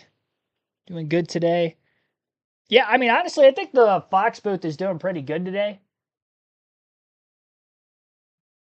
Especially considering this is a new track. I don't really think Trevor Bain's very familiar with the track as well as Michael Waltrip. I'd be shocked if they've ever really raced here at all. In any other form of motorsport. Those are the two color commentators and obviously Jamie Little in the booth. They haven't really turned it down to Mike Joy at all on the broadcast outside of a snippet in the pre-race that he had done. But I don't believe that he has reported on anything. I was expecting him to maybe be on like pit road or something throughout the course of the race, but he had this segment where he was in the, I don't even know what area of the racetrack he was standing in, but he was standing in this open seating area where a lot of people were sitting on a hill to watch the race. Limited actual grandstands around this racetrack. A lot of road courses are like that, especially smaller ones like this. Mid-Ohio was kind of like that. There were only a couple of grandstands, a lot of hills you could sit on and camp on for the whole weekend. Been there a couple times. I was actually at the last truck race and the last Xfinity race at Mid-Ohio. Been there for an IndyCar event. Pretty fun little track. I put it in the chat already that watching this kind of makes me miss Mid-Ohio a little bit. Honestly, it reminds me of it. Just, small, standalone event. Pretty good crowd for what it's worth. With the Cup Series not in town. Could be the only opportunity to see a NASCAR race for a lot of these people. Couple positions changed on the restart. Ty Majeski was able to pick up a few spots. He's now in 7th. Connor Mosack moved up 1 spot from 5th to 4th on the restart. Honeycutt got a couple spots back to move into the top 5 as well. Thomas Nunziata up a spot on Grant Enfinger. And Brett Cruz, who was 4th at the end of the opening stage, is now fallen back to 11th. And outside of the top 10. And he might have been the truck that went wide in turn 2, considering how many positions that he lost in the early going. And we've only really ran about 6 laps since the restart. Lap time for Corey Heim, his fastest of the day, is still lap 2, which was a 54.941, and that is still the fastest lap of the race overall. So Heim looking for a max points day of 61. If he can win all 3 stages, obviously with that would win the race and then continue to have that fastest lap of the race, which so far holds. Maybe that little bit of pressure from behind might have been the difference maker. And him not running a faster lap on this restart. Lane Riggs hot on his heels for about a lap and a half or so. Riggs still within 1.3 seconds. If Heim were to have a major slip up, he would be there for the taking in a hurry. But we haven't seen that so far today out of a lot of the front runners.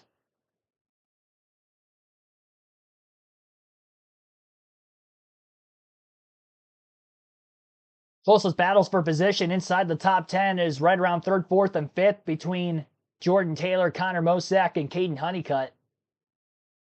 Gap is only about a half a second between Taylor and Mosack, and about that same distance between Mosack and Honeycutt.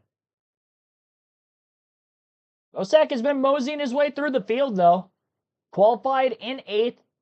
He got up to 5th before the end of stage 1. Slowly but surely in that opening stage, going caution-free. Picked up another spot on the restart here. And maybe he's got an opportunity that he can pass Jordan Taylor, get up to 3rd, and then maybe have that inside line in row 2 on the restart to begin stage number 3, and forces the issue. He could find himself in a chance to potentially win this race and pull off a huge upset. Mosak well outside of the ability to be able to point his way into the playoffs, pretty much in a must-win situation. But he's a very good road course racer, and we got this week obviously at Lime Rock, and then in a couple more races from now, the Truck Series will be headed to Watkins Glen in August. They're going to have a long layover here through the summer. There's not a lot of summer races for the Truck Series. It's actually going to be 3 weeks before their next race, which will be at Indianapolis Raceway Park. Huge cloud of dust up off of that final turn, headed to the big front straightaway. Trucks getting their left side tires off into the dirt and grass area of the racetrack. I'm surprised at how respectful, though, a lot of these drivers have been. I haven't seen a lot of contact. With how narrow this racetrack is, I'm surprised guys haven't tried to be more aggressive in making passes. Obviously, that'll amp up quite a bit when we get into the final stage of this race, but we're already almost halfway through. It's been a very fast race pace because of no cautions. We're going to be halfway here in about 2 more laps. Just under 50 minutes in the race to this point. How long is the track? It's 1.478, I think. Basically a mile and a half. Again, the shortest road course on the NASCAR circuit across all 3 series. Commercial break now on Fox. So we'll go through the full field running order here in stage 2 now. Corey Heim, again, our race leader. Lane Riggs in 2nd. Jordan Taylor 3rd. Connor Mosak in 4th.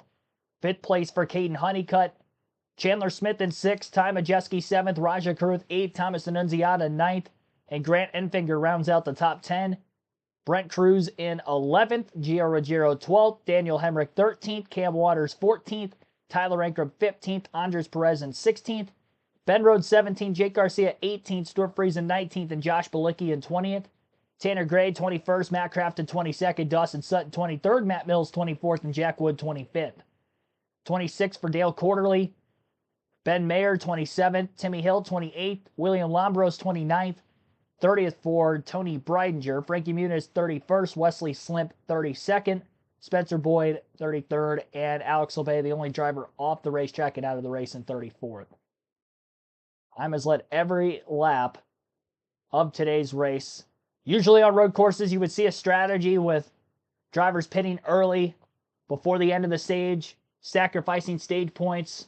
But you're not seeing any of that today because of no live competitive pit stops in the standalone event. And with Corey Heim qualifying on the pole and being this dominant, like I said already in the chat and I've said it on the stream, the only way I see him getting beat is if he gets taken out on a restart.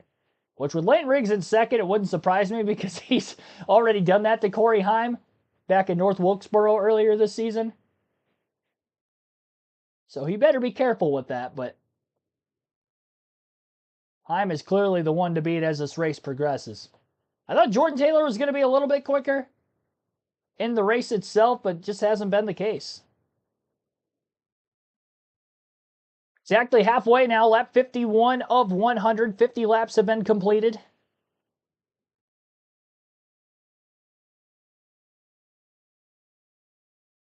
Sure to hit the like button on the stream if you haven't done so yet. We're at 57.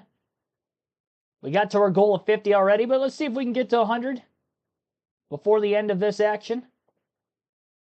Chat poll will close at the end of stage 2, which will be coming up in about a little less than 20 laps now. And we'll have our diecast showing then as well as we continue on. You're listening live on KRC to the Liuna 150. On pit road, bringing you all of the action. But that man, Corey Heim, hasn't had to pass a truck for position all day. He has led every lap.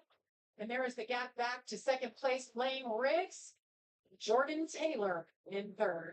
Connor Bozak, another great job. Strong at Pocono. Expected him to be good here. He's running the 4th position.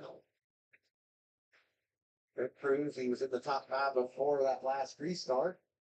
Kind of got shuffled back, but man, this has been a Corey Heim clinic. And talking about Connor Mosak, the job he's been doing, he's up to fourth, Todd. Yeah, Jamie's kind of doing a great job. You know, he's one of our regulars who actually has a lot of road course experience. We've talked about that. And I just spoke to this crew chief, Blaine Blakebridge, and Blake said that he gives the short run the speed isn't really good. They said they get that run on the restart, but the long run speed is there. And he gave 100% of the credit to Connor. He said this kid understands how to save these tires, not throwing them off the first 10 laps of the run, so that it keeps running at the end. Their lap time, so their fall off is less than the leaders as their run goes. So Connor doing a great job using that road course experience to his advantage. Jamie? Yeah, the 26-year-old from Charlotte, North Carolina, who's been racing about 7, 8 years. So he's had to learn quickly, figuring out the ovals. But when he comes back here, this is his comfort zone, and he's showing him today. I don't say I can have much comfort at this racetrack, though. It's winding and twisty as it is, and all the action that's going on, not only with your hands driving, but also driving with your feet, using those brakes, gingerly squeezing the gas down. So much going on. Thomas Annunziata, he's up 4 spots since the start of this race. Has been inching forward, as we mentioned earlier. Really somebody we thought could contend to maybe win this race. He has that much experience here at Lime Rock and in road courses in general. First met Thomas Annunziata in the Arkham and Art Series, done a handful of those. He's running the Xfinity Series 11 times, doing double duty today, and I think the track time's helping. Is on pole for the Arkham and Arts race coming up later today. Yeah, that's unique, right, Jamie? A lot of drivers want to run double duty so they can run the ARCA race, get laps, and then run the truck race. But here at Lime Rock, the schedule is actually flipped. Yet truck drivers getting experience for the ARCA race later on. So. We got 3 guys doing double duty. Previously, Brent Fruits, Thomas Annunziata, and Dale Quarterly. How about Dale, the 64-year-old from Massachusetts? Still on the lead lap is Dale Quarterly. Yeah, that's pretty impressive. He's outrunning Tony Bright. Yes. Terrible. Been a driving machine his whole life, and still at 64 years old, they're getting it done. Working lap 55 here of 100 laps. Fastest truck on the track last lap. Surprise move break. It was 45. So he's just continuing to lay down lap after lap. He stretched his lead out to about 5 seconds now over Lane Riggs. Lane was able to keep pace with him there for 6, 8 laps. But now, look at that. Safe light truck just perfectly onto the front straightaway. Love watching this. You know, if we take a lap around with Corey Heim, you're going to see how controlled and how precise he is with every move that he makes with his truck. Never getting offline, never really sliding. He's watching go through 1 and 2. He gets to both of those curves. Now he's going to track out wide off of 2, arc it out for turn 3 a little bit. Watch how tidy he is through here. He gets it right to the curve, stays super low off that corner, and it sets up that winding back into turn 4. And we talked about that being the technical part of that racetrack. He's perfect there, very precise. But now we're going to get to a little bit of the crazy part of the racetrack, and you're going to see this guy can get it done on any sort of combination of turns. You see him going up that hill. He didn't use the runoff like we've seen some of those truck drivers do. They're sideways, just very controlled right to the edge of the curve as he comes down to turn 7 here. Wants to stay as low as he can for as long as he can. When tracks out right to that curve, and just a very smooth lap. This is real. You can see that top watch by his name on the rundown there. That means he had the fastest lap of the race, and that's a point. Who's surprised? Corey Heim. Nobody. I'll tell you who's surprised now. Morgan and Muniz. But the leader is on your bumper. For the second time today. Like you said, Corey has tremendous patience, especially when it comes to this. Setting up these lap trucks. Planning his time, and I believe this is exactly where he passed up the first time. So he puts Frankie Muniz 2 laps down. So Corey has just over a 4-second lead over Lane Riggs, Jordan Taylor, Connor Mosak, and Caitlin Honeycutt. That's your top 5. Well, we've talked about the quarterback a lot, right? But these crew chiefs, you know, Scott Zippadelli on that team, being able to listen to Corey, know the tone of his voice to get those trucks dialed in as we listening to Lane Riggs managing that throttle.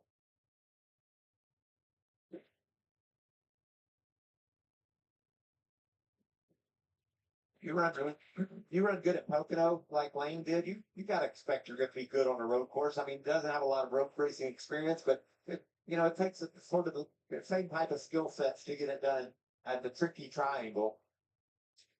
We can see Lane working those gears, and then Jordan Taylor, Michael Jordan, One of Taylor and Jordan. That's meeting Lambo. Or what else do we call him? Rodney. Rodney Sandstorm. His alter ego, the Jeff Gordon fan. If you follow him on social media, this guy has a heck of a personality, Jordan Taylor, but he's so fast on track. I feel like you just gave it back to Jeff Gordon. We saw those Pepsi commercials for years with Jeff Gordon, faking people out on those ride-alongs, and then here comes Rodney Sandstorm, Jeff Gordon super fan. Pretty awesome. We even have his name over the door there for the 7 truck. Brian Patty's got to be having fun with this driver behind the wheel. So let's meet Rodney Sandstorm. Let's have Oh, jeez. Look at this. Jeff Gordon in his younger years. What's going on here? This secure. Wait, say we go to nine. Look at that. I know it's Rodney Sandstorm. I know he's a good star. Recognize him, a good star. Nice to see you. This is Jeff 20 years ago, right? Is it? Yeah, that's what's right. I think you should stay away from my daughter. Thanks for coming by. Oh, Michael, I think we're literally thought that was a crazy fan. Yeah, I think that was pretty funny TV, and Rodney's a great spirit in his alter ego. Tape it. What do you have on Jordan?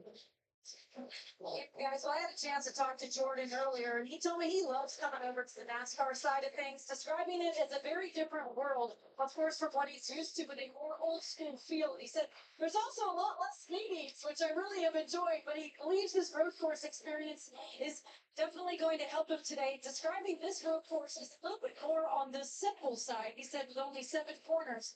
But he said he's raced at Lime Rock, of course, many times.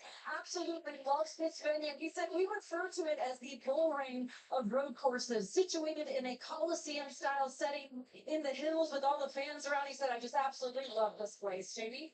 Well, I love when he made his Cup Series debut. He couldn't believe how physical these drivers got compared to the sports car world he comes from.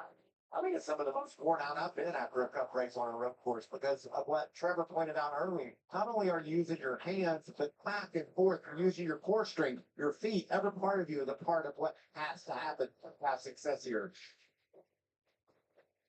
40 laps to go from Lime Rock Park. Corey Heim continues to lead over Lane Riggs.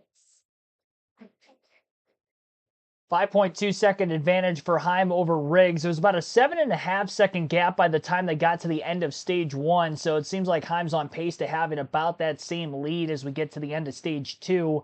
As of right now, behind Riggs in second, still Jordan Taylor in third, and then fourth place is Connor Mosack. Caden Honeycutt in fifth, sixth is Chandler Smith, Ty Majeski 7th, Thomas Nunziata 8th, Raja Karuth 9th, Grant Enfinger is 10th. Then Brett Cruz in 11th, Gio Ruggiero 12th, Cam Waters 13th, Daniel Hemrick 14th, and 15th is Tyler Ankrum. Andres Perez in 16th, Ben Rhodes 17th, Josh Balicki 18th, Jake Garcia 19th, and Stuart Friesen in 20th. 21st, Matt Crafton, Tanner Gray 22nd, Dawson Sutton 23rd, Matt Mills 24th, and Jack Wood 25th. 26th for Ben Mayer, Dale Quarterly is the last truck in the lead lap in 27th, then Timmy Hill in 28th, William Lambros in 29th, Tony Breidinger 30th, Wesley Slim, 31st, Frankie Muniz, 32nd, Spencer Boyd, 33rd, and Alex LeBay rounds out the 34 truck field. We have 39 laps to go at Lime Rock Park, and we have about 9 laps left yet in stage number 2. Once more, stage 3 will be 30 laps, and when we get to the end of the stage, there will be no live pit stops again, just like we had in stage 1, so there won't be any changing in position during that time.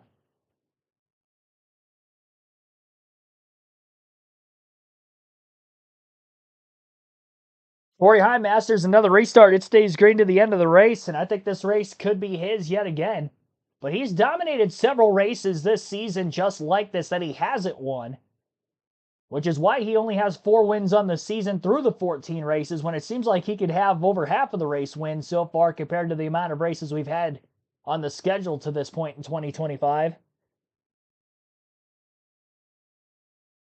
Just the 3 laps of yellow during the stage break earlier, with the pit stops not being competitive and the field was frozen for their allotted pit stop time. So if we have that yet again, it's looking like about 27 laps of green flag action in stage 3 if there's no caution for incident. We'll take another break at the moment. You're listening live on KRC. NASCAR Craftsman Truck Series coverage at Lime Rock Park continues. Again, late in stage 2.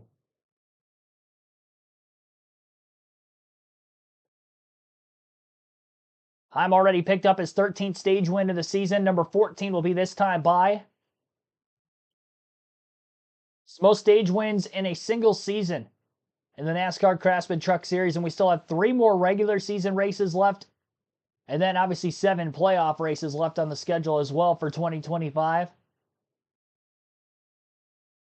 Heim working his way through more of the lap traffic, still slightly extending his lead over Riggs. Through the commercial break, he put another 0.8 of a second over him.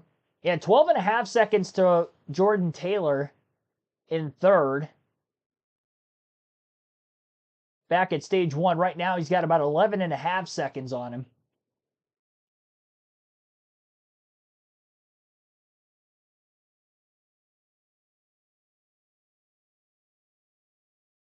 Fuel window, I'm not sure, but it really doesn't matter because once they pit for fuel at the end of the stage, they'll be plenty good to the end of the race, especially considering that stage 3 is shorter than both stage 1 and stage 2 by 5 laps.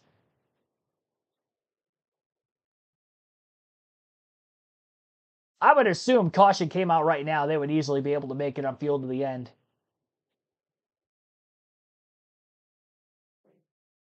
FAHQ2, thanks for tuning in. Nauseous, thanks for watching.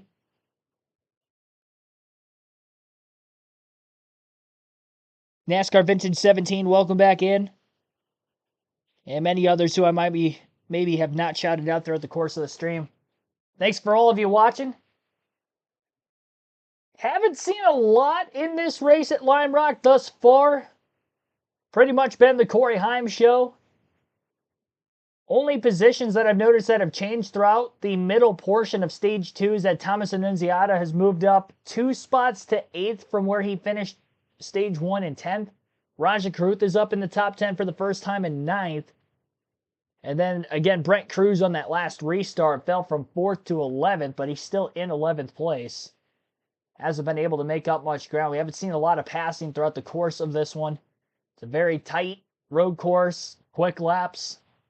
A lot of right-handed corners. Only 1 left-hander. It's basically a reverse oval. About 1.5 mile racetrack, too. Engine Honeycutt steals it. Well, that'd be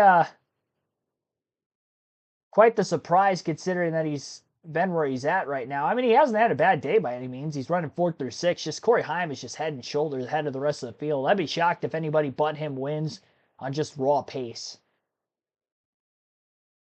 It doesn't seem to really matter what kind of adjustments everybody makes. Corey Heim didn't even make any adjustments during the pit stop back in stage 1. And I wonder if they're not going to make any adjustments again on that 11 truck in stage 2. We might not even need it. Last chance to make any adjustments, but he's just that much better than the rest of the field. It's untouchable.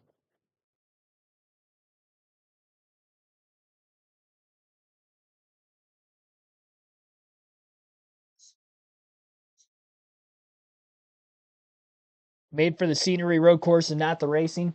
I haven't seen any actual races at Lime Rock outside of that IROC exhibition event that they had, but that was just clips on YouTube that I'd seen from that last year. I didn't actually watch the race. Plus, it was an exhibition too, so I mean, there were guys that weren't necessarily trying to, push the limits of their race cars necessarily in that event.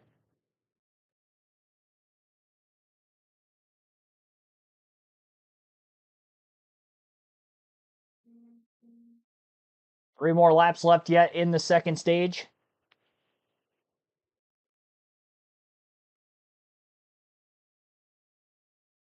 Riggs a little bit better than Corey Heim, or to Corey Heim, I should say, in stage 2. Only 3 less green flag laps, but the fact that he is about a second and a half closer to Heim than what he was at the end of stage 1 is improvement. So that 34 team did go the right way with whatever adjustments they made during that first pit stop, and they'll try to build on that for the second and final stop of the race upcoming shortly. Jordan Taylor about a second closer to Heim as well, from where he was 12 and a half seconds back last stage, about 11 seconds off the lead this time. So maybe they have to make a slight adjustment for Corey Heim just to try to stay ahead of the rest of the field more than anything. Don't want that gap to get too much tighter. It's a pretty marginal cushion for right now.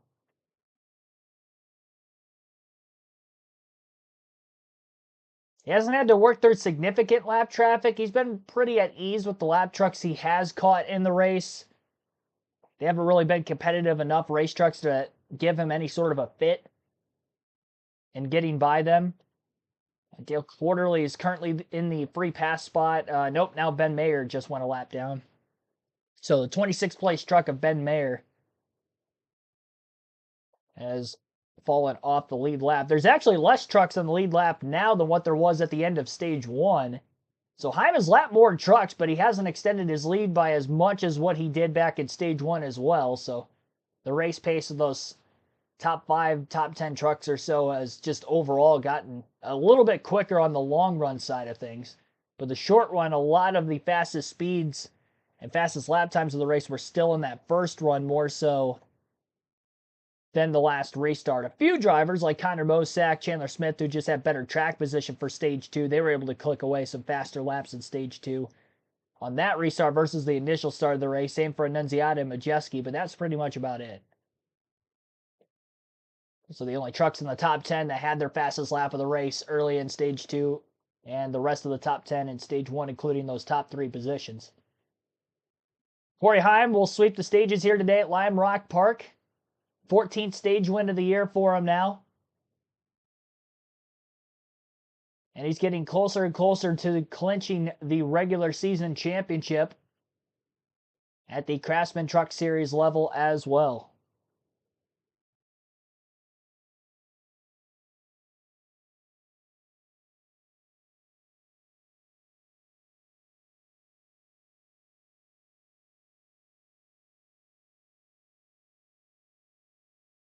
So 7.2 seconds was the difference between Heim and Riggs at the end of stage 1.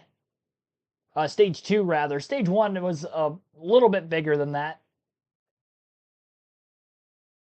Behind Riggs in second, Jordan Taylor again was third, Connor Mosack fourth, Chandler Smith fifth, Caden Honeycutt sixth, Ty Majeski seventh, Thomas Annunziata eighth, Raja Kruth ninth, and Grant Enfinger rounding out the top 10. 1 point per position for those top 10 spots. Only Annunziata in the top 10 in both stage 1 and stage 2 is not running for Truck Series points. I guess Jordan Taylor as well. So they're not full-time competitors at the truck level. They actually seen Annunziata run more Xfinity races this season, 11 of them. Well, this is his first truck start of the year. And as you heard on the broadcast a little earlier on, he will be on the pole for the ARCA race at Lime Rock later today as well.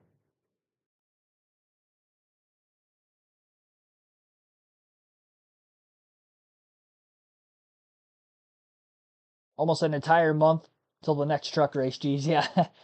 Yeah, they got about three off weeks for the next race. They actually added 2 more races to the truck schedule this season because that break during the summer months last year was even bigger. I think last year they only had 1 race in the month of June, 1 in July, and 1 in August. And they were evenly spaced out about 3 or 4 weeks apart from one another.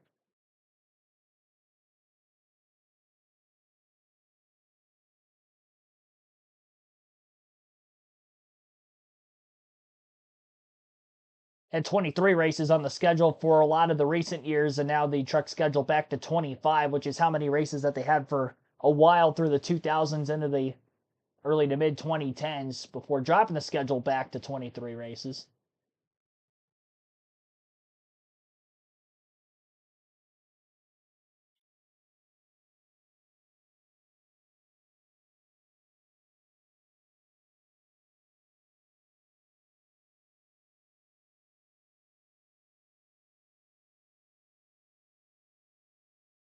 Yeah, Ron, Bill, and EJ, some of the biggest names in golf are headed for a Texas shootout. It's Cliff Golf Dallas. Catch coverage around 2. It's coming up next right here on Fox. Earl Barr the third, my buddy from Gastonia, North Carolina. He's in contention here, so the golf fun on Fox. They have a good time. It's a big party. Yes, it Those is. events. It's been a big party today. And saying 30,000 fans turned out. No Wow. grandstands, all just kind of camped out, their chairs and blankets. As you see the drivers make their way down pit road, they'll come to a stop. Nobody can work on the trucks until every truck comes to a stop and NASCAR gives them the go-ahead. These are modified live stops. Looks a lot different than what we see typically. How beautiful is that, though? Countryside covered up with NASCAR fans watching these trucks compete here, You know, waving at us. Hello, everybody. they've seen so many different forms of racing up here, but to see NASCAR trucks, this is a first time that this truck series has ever raced in this state. So I'd love to see new fans coming out, maybe that don't know about NASCAR, checking it out for the first time. You know, when I went to the Northeast for the first time in NASCAR, I went to New Hampshire, and I was like, wow, there's NASCAR fans up here too. You know, they're everywhere. And we actually raced here at Lime Rock and raced at Thompson in Connecticut and all over the Northeast, and just the fans love it, you know, and I think this is great that they're getting to see NASCAR trucks on their home track. I love it. They had jackets this morning. Now they're in their t-shirts, and they have officially been given the go-ahead 3 minutes to work on the trucks, Caitlin. Yeah, taking a look at the 7 truck of Jordan Taylor, P3 in both stages so far. Just listening into his radio, he said he felt a bit touch better since those last pit stops, but he said, I lost a little bit of front grip, but I gained on rear grip with the last change. So that's the updates on the 7. Josh? Well, for the 34 of Lane Riggs, said he was tight in 1 and 2 in that transition, but 3 and 4 just upset the nose of that truck. He felt like he didn't have the drive off he needed. Now, they made an air pressure adjustment in stage 1. At the end of stage 1, that is, he came over the radio and said it lasted for about 25 laps. So he wants more of that air pressure adjustment, hoping it helps him out his next run. As far as the 11 of 45, what a dominant run. 71 laps led. He swept the stages so far. He's been here before and not taken it home. So let's see if he can come home with the win here today, but they debated changes. He said no, he feels good about that truck, so he's just going to get tires and ride this one out, guys. All right, Josh. So that means the 11 truck, 0 changes, tires and fuel, and that is it for this dominant race trucks tonight. Well, stage 1 and 2 have gone caution-free one time. Well, since 21, we did it today. Yeah, this could be a caution-free race for incidents so far. That has been the case. Again, very little contact. Honestly, if they get through this next restart, I don't really know what it's going to take at any point to get a caution. They mentioned already only 1 truck has really gone off racetrack in any sort of a spin before the actual race itself today, and I thought they would be a little bit more challenging for a lot of these drivers, but they've taken the adaptation to this racetrack very quickly. It just goes to show how much better drivers are in the sport of NASCAR when it comes to road course racing than what they used to be for the longest time, because there have been so many on the schedule, so many new ones just in the last, half a year or so, or half a dozen years. When you look at the Cup Series ranks, for instance, they've raced at COTA, which has been new in recent years. Road America, although it's not on the schedule this year, they raced there a couple times. Chicago Street Race, it might be adding another street race elsewhere. Xfinity went back to Portland.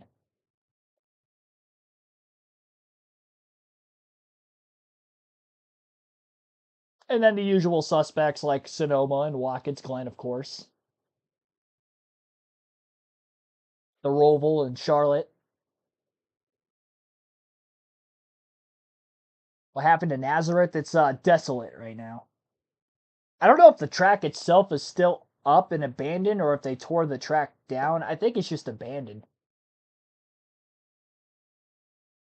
But I can't confirm that. I don't know the full details. I know it doesn't host any more racing, though. I can tell you that much. All right, well, you just heard the final pit stops of the day. And now we've got a 30-lap final stage to settle the score. Can anybody beat Corey Heim, who has dominated from the pole? He's led every lap, still looking for a lead change. Lane Riggs has been in second the whole time. Got a little bit closer to him on speed in stage 2. Can he get even closer to try to have any sort of a shot to take him down on this upcoming restart. Green flag will be back in the air shortly as you're listening live on KRC to the NASCAR Craftsman Truck Series at Lime Rock Park.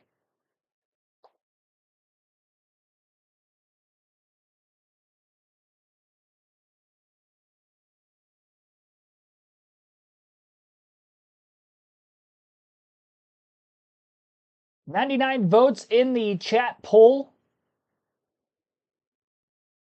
for who you think is going to win today's race. Corey Heim was the top vote getter, and obviously he's the clear runaway favorite as this race has gone on.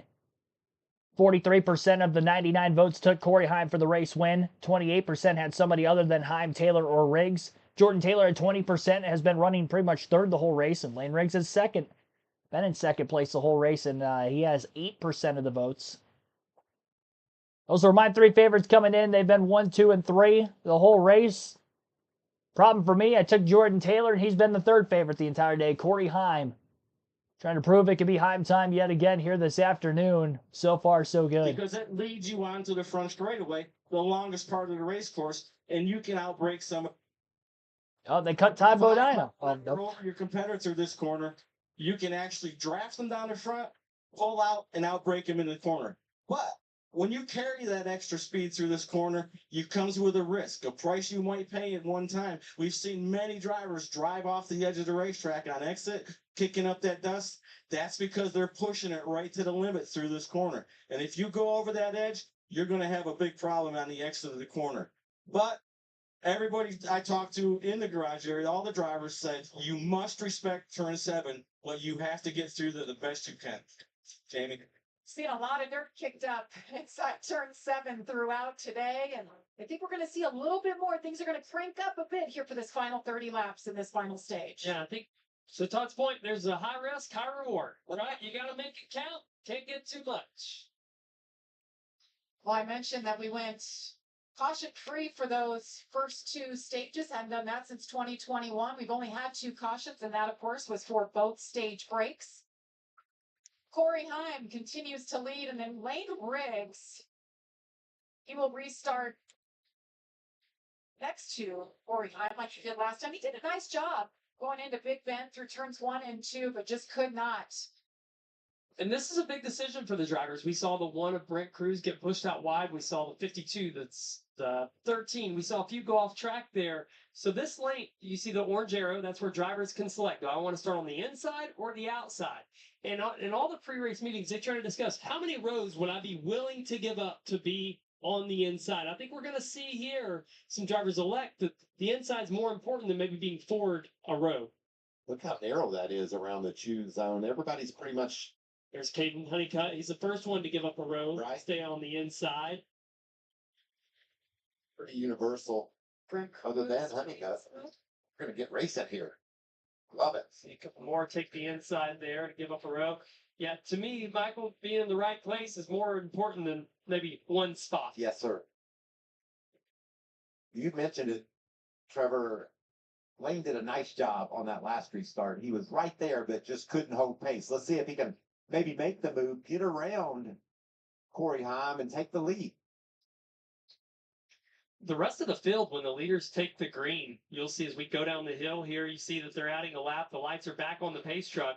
But as we go down turn 7 into that restart zone, everyone except the leaders are still in that corner. It makes it really tough to get a launch when you have wheel input and you're still turning. See the sign on the right there? That's the beginning of the restart zone. And they can go. Taking off right there. And it's advantageous for that front row to go as soon as they can because that puts the other trucks behind them in that corner, creates that little bit of a gap. Trevor, you had me all fired up. I was ready to go. I was going. I was ready to go racing. I feel like you're going to miss a shift on the chip over there beside me all around. You already put another lap on me here. See the AMR crew over there picking something up on the racetrack. That's why they added an extra lap. You know, we talked about this is the first time that the Craftsman Truck Series has ever raced in the state of Connecticut, but we do have a couple of drivers that you see racing on Sundays. They've gotten it done in the Truck Series. Joey Logano from Middletown, Connecticut, and Ryan Fries from Berlin, Connecticut. Ryan Fries, by the way, he's putting together a great month of racing, trying to push for those playoffs. Look at that. He is. And these two drivers couldn't have really had more different careers. Joey Logano was this young guy, comes in, gets a deal at Roush Fenway first at 15 years old, then Joe Gibbs Racing. Ryan Preece ran modifieds until 3-4 years ago. He gets an opportunity to go run a Joe Gibbs Racing car, runs really well, and then teams start to see and notice him, and he gets more opportunity. But had to fight for it. Had to run those modifieds for a long time in the Northeast. Hey, Joey Logano, by the way, starting on pole for tonight. They're racing under the lights. Echo Park Speedway, Atlanta.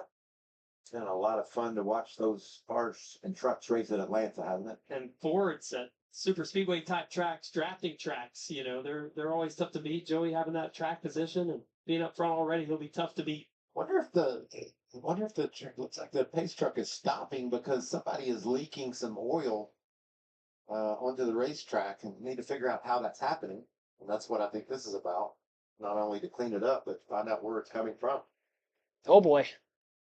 Bring them to a halt here as they get that cleaned up. There's the team. They're on it. And you see that front truck with the number 3 on it. That's a Speedy Dry dispenser. They'll be looking to lay some of that down. We saw this yesterday. Wesley Slimp, he was had a tire blow and it cut his oil line, and all over the racetrack oil went down. The team did a great job of getting it cleaned up, and that's exactly what they're faced with here. But this is interesting because we didn't have an incident, so somebody is leaking fluid under caution. And they barely caught that at the last second. We were about to go green right into the front stretch, and It would have been wild, wouldn't it? absolutely. So they're bringing out the red as you see the trucks are stopped, but the crowd having a good time. Look at that. And T-Rexes. Camping, a lot of costumes. They don't A little mind bit the of everything stoppage. here. That's right. They'll continue to clean up on the front stretch. The Sam Posey straight with some fluid. Get that cleaned up and we'll step aside. 27 laps remaining from Lime Rock Park. You won't want to miss it. Who will take home the first win here? Red flag conditions now being displayed on the stage 2 caution. So this wasn't a separate incident necessarily, but somebody leaking fluid on the racetrack. NASCAR going to have to clean up the mess, and hopefully we find out who is leaking the fluid, so that way they can get back into the pits and get this race going without any more interruptions, as we are about to approach the final stage of today's action. 1 hour and 17 minutes worth of racing through stage 1 and stage 2. Corey Heim has led every lap from the pole, obviously therefore winning both of the first 2 stages of the race. He's the truck to beat. We'll see if anybody can beat him. For this final stage, Lane Riggs, who was second in the first 2 stages of the race. Connor Mosack third as of right now for the restart. Jordan Taylor finished third in both stage 1 and stage 2. Mosack started in the 8th place position. Chandler Smith, who started 9th, got up to 5th before the end of stage number 1.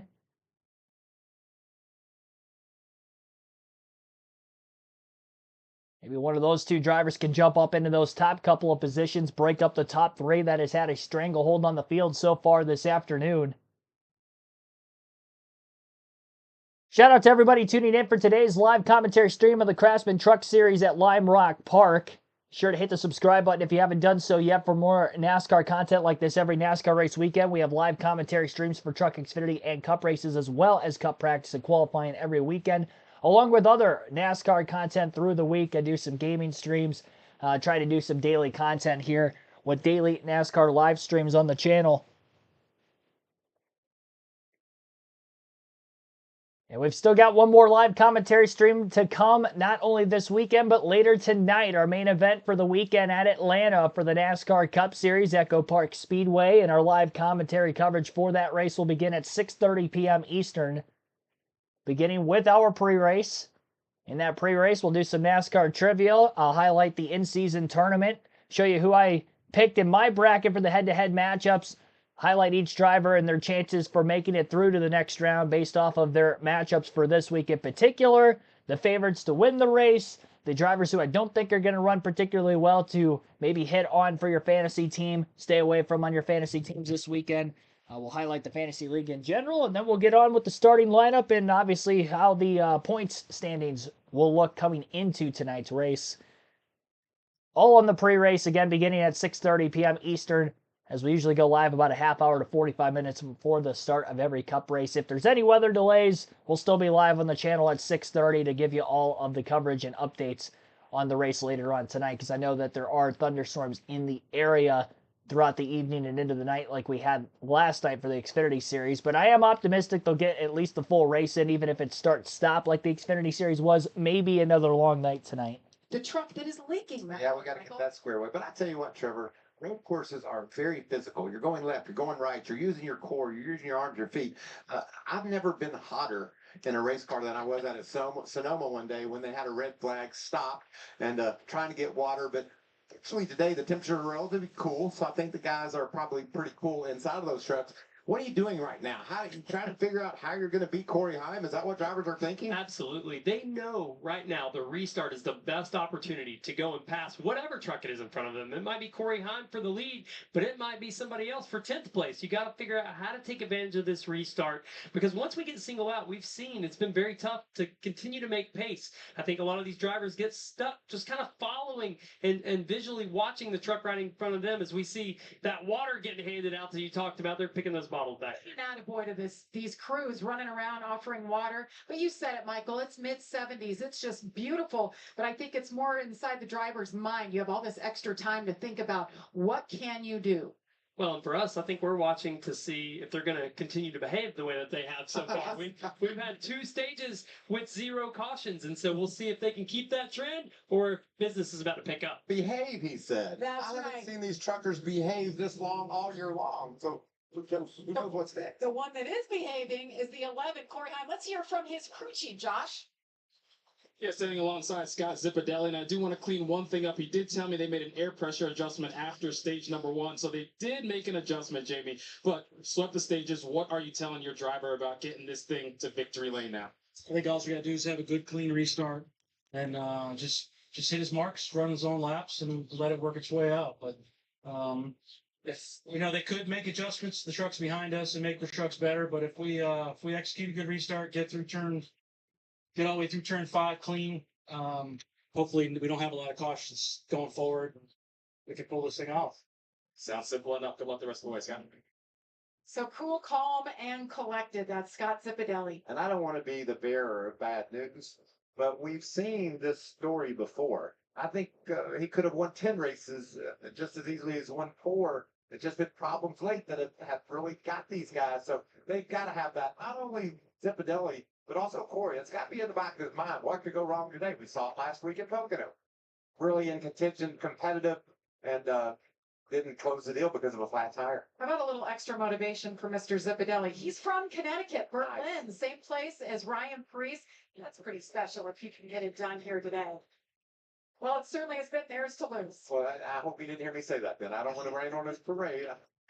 They've had a great day. I don't want to see anything go wrong, but it has happened before this year. Well, for Scott, he knows he's done his job, right? Every time they show up to the track, these trucks are lightning fast. They know, we've talked about all the sim prep. He knows that offset. What is real in sim versus what I need at the racetrack? He's able to give that to Corey Heim. They both have that demeanor that you talked about, calm, cool, collected. That's not something we see at the racetrack all the time. So they've got their bearings, even when they've been rattled late in the race, when something's happened. It's a flat tire. It's somebody using them up. So to them, they're saying, we've checked all the boxes. We've put ourselves in position. It is what it is from this point on. Pretty neat when you look at the history here at Lime Rock Park. Just it opened in 1957, but some of the legends who won here: Mario Andretti, Dan Gurney, Paul Newman, Scott Pruitt. The list goes on and on. And now today, somebody gets to add their name to that list. It's going to be special, and we're going to find out. The laps are ticking. They are counting these laps. As Corey Heim patiently waiting for this restart. Lane Riggs on the outside. We've seen this before, Jamie. Lane Riggs, Capri Heim, my Yeah. goodness. They're ready, but we are waiting an extra lap.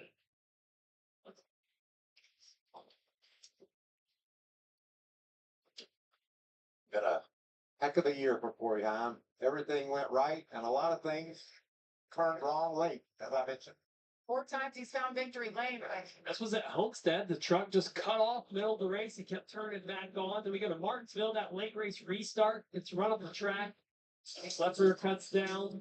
Rockingham, bad strategy, not something that we typically see from this team. Hit gun there at Kansas. No good for him. Right here, who's on the front row? Lane Riggs, Corey Hahn. How about North Wilkesboro? They get together. Let's run off the racetrack. And around he goes. Another victory slips away late. Pocono strategy was all over. Everything was set. Final restart. Everything's perfect. And This now is he has the unbelievable. flat tire. It just said on air, Corey Hahn, something happens. He comes up the radio. He says, I think I've got a right rear going down. They come over. Absolutely. That's what's happening. Has to bring it to pit road when they took the green flag. So for him right now, he's looking at the racetrack for any debris. He's like, I cannot run over anything to get a flat. I've got this guy, Lane Riggs, beside me. Thankfully, he's won a race now, so maybe we can get through these corners. It's not as much on the line. But you look back through the field, and there are not as many drivers that have had those wins. 5th place, Ty Majeski, we've mentioned, needs a win. Connor Mozak, right there in 4th. These guys are going to be going for it on this restart. Look at this. Most laps led this season, 964. Raja Karut, second most, 189. It has been incredible as they work their way down over the Sam Posey Straight. It's going to be Corey Heim and Lane Riggs finally. That pace truck will pull off. Be 24 laps to go. The third and final state. Heim launches out of the restart zone. Lane Riggs trying to stay right there with him on the outside as the green flag is in the air. 24 laps left at Lime Rock Park. Advantage will be Heim on the right-hander entering turn 1. Matt Craftsman way deep into the corner. He's up and out of the racing line in the grass as they go through turn 2. And Craftsman's going to fall all the way to the tail end of the pack before he gets himself settled back in line. As for Corey Heim, he was able to get out ahead of Lane Riggs yet again. Separates himself by a couple of truck lengths through the S's of the racetrack. Couple more corners to go now for Heim as he'll end up completing the opening green flag lap of stage number 3. Big block for Raja Karut on Brent Cruz. Cruz wasn't having any of it. Gave a bump to the 71, but that only stalled him out just a little bit to allow for the 9 of Grant Enfinger to get by Cruz for position. Enfinger sliding the rear tires as he tries to hold on in front of Cruz. And Cruz is going to try to cross him over. Down into turn 1, 3 wide, another truck underneath the Cruz. That's Annunziata. Annunziata off the curb. Enfinger gives up the spot on the outside. He knew that wasn't going to end well for him in the first turn if he didn't get out of harm's way. Cruz goes a bit wide up out of the exit of turn 1. Into turn 2. Playing more defense on Enfinger. Loses time to the 07 of Annunziata. And they'll settle back in single file. Already about a 1-second lead for Corey Heim over Lane Riggs after the restart to begin stage 3 in a race that Heim has led every lap and dominated to this point. Connor Mosak was able to drive up to 3rd on the restart, getting by Jordan Taylor. Taylor actually dropped back 2 spots. He is now in 5th. Ty Majeski to a race-high 4th place position. So the top 10 following the restart with 22 laps to go. Hoist Corey Heim in the lead. Lane Riggs in 2nd, Connor Mosak 3rd, Ty Majeski 4th, then Jordan Taylor in 5th, Chandler Smith 6th, Caden Honeycutt 7th, Raja Karut 8th, Thomas Annunziata 9th, and Brent Cruz in 10th. Matt Craftsman has made his way back onto pit road down the main front straightaway that last time. Going wide off track around turn 1 again on this lap now is Daniel Hemrick in the 19. He'll drop back to the 19th place position before getting himself back on track and in line in front of Tanner Gray. Gray also had an issue in that corner back in stage 1 where he went wide and off the track and lost several spots. So a few drivers stepping over the edge a little bit too far, especially in that first turn. First handful of laps we've seen so far under green flag action in stage 3. Riggs is still only 1 second off the race lead from Corey Heim. That last time by, Heim was only about 0.02 of a second quicker than Riggs.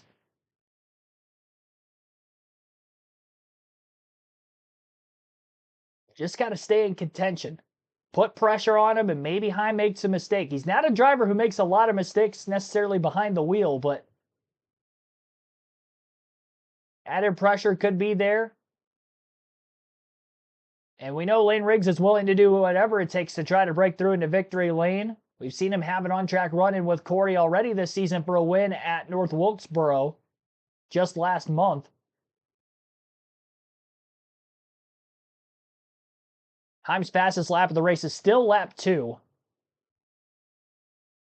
Last lap he just ran was about 0.6 of a second off his fastest lap of the day, which was the 54.941 on the second lap. Both Connor Mosak, Ty Majeski, and Chandler Smith have ran their fastest laps of the race in the early going of Stage 3 at lap 79 and lap 80. Brent Cruz gets back around Grant Enfinger. Last corner for 10th place yet again.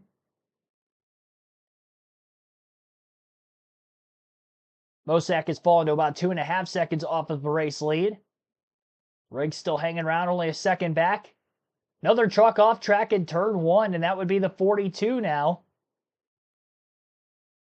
And I believe Matt Mills in that truck again this weekend.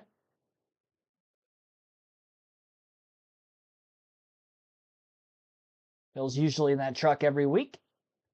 Yeah, he is driving that truck. I just wanted to make sure there wasn't a road course ringer in there and I got the name wrong. A lot of grass stuck on the grill of that race car as well. He might have an overheating issue if he doesn't come back onto pit road. That could have been the reason for why Matt Crafton ended up hitting the pits after he had went off track just before that. Because it didn't look like he really had any damage. Riggs is still staying with Corey Heim. This is as competitive as we've seen anybody keep up with the 11 all day long.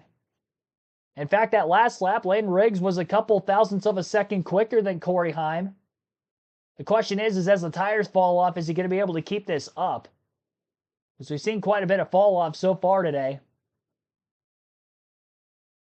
Back in that opening stage, almost 4 seconds of fall off over the course of the 35-lap green flag run. It's a very old surface. Obviously, more brutal winters here in the upper northeast area of the country. Could degrade this asphalt a little bit quicker over time from whenever the last repave was,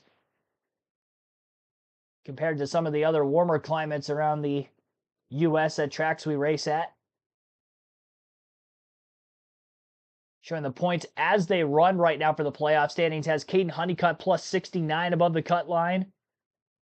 So he's moved up just a little bit higher in the standings. Grant Enfinger now, who is outside the top 10, would drop back a spot. Ty Majeski still the last driver in.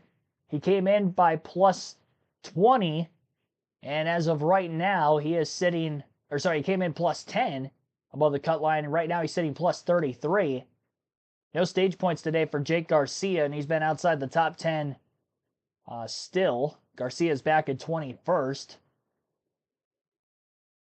So Majeski holding his own on a road course, and he's got one of his better tracks coming up, IRP, where he won at last season. Just has to keep the clean day going for himself, just 17 laps away from a solid finish. And one of his better runs of the season after it has been a struggle coming off his championship win from a year ago.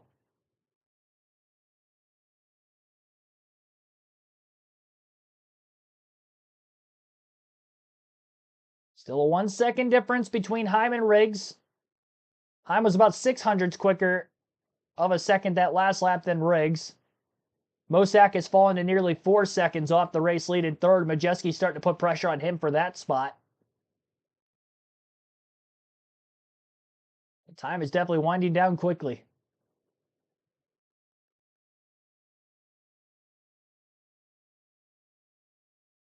Gonna kill me. And after I see, he's like, no, I'm not gonna kill you, man. You'll be all right. Great memories of the challenges we've had getting up to the big leagues of NASCAR. And that's where these guys are today, looking to make it to Cup one day.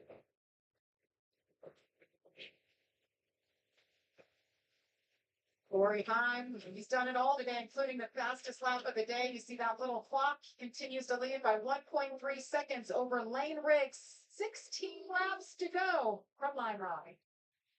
Laps are definitely counting down quickly. We'll go through the full field running orders. It seems like they're going to a commercial break on Fox. Corey Heim has a 2.5 lead again over Lane Riggs in second. 4.9 seconds to Connor Mosack in third. And Ty Majeski 5.5 seconds off the lead in fourth. Jordan Taylor in fifth. Then sixth place is Chandler Smith. Caden Honeycutt seventh. Raja Kruth eighth. Thomas Annunziata ninth. And Brent Cruz rounds out our top 10. Grant Enfinger in 11th. Cam Waters in 12th. Gio Ruggiero 13th. 14th for Tyler Ankrum. And Ben Rhodes 15th. 16th is Andres Perez, Josh Balicki 17th, Stuart Friesen 18th, Daniel Hemrick 19th, and Tanner Gray is 20th. Jake Garcia 21st, Jack Wood 22nd, Ben Mayer 23rd, Dawson Sutton 24th, Matt Mills 25th, Matt Crafton 26th, then Dale Quarterly off the lead lap in 27th, 28th is William Lombros, Tony Breidinger 29th, Timmy Hill 30th, Frankie Muniz 31st, Wesley Slimp 32nd, Spencer Boyd 33rd, and Alex LeBay rounds out the 34 truck field, and LeBay still the only truck that is off track and out of the race. No cautions for incident. The only 2 yellows were the stage ends at lap 35 and lap 70. And a brief red flag period because of oil cleanup that was laid down on the track during the stage 2 break, but that wasn't a separate incident in and of itself. And Heim trying to slowly extend that lead over Riggs. It's a 2-truck run away at the very front of the pack in the late going of this race at Lime Rock Park. Our live commentary coverage continues here on KRC. Sure to like and subscribe for more NASCAR content like this. We're closing in on 100 likes. We're at 71 right now. We've got almost 100 people in the chat. So definitely be sure to hit that like button. Helps these streams out a ton.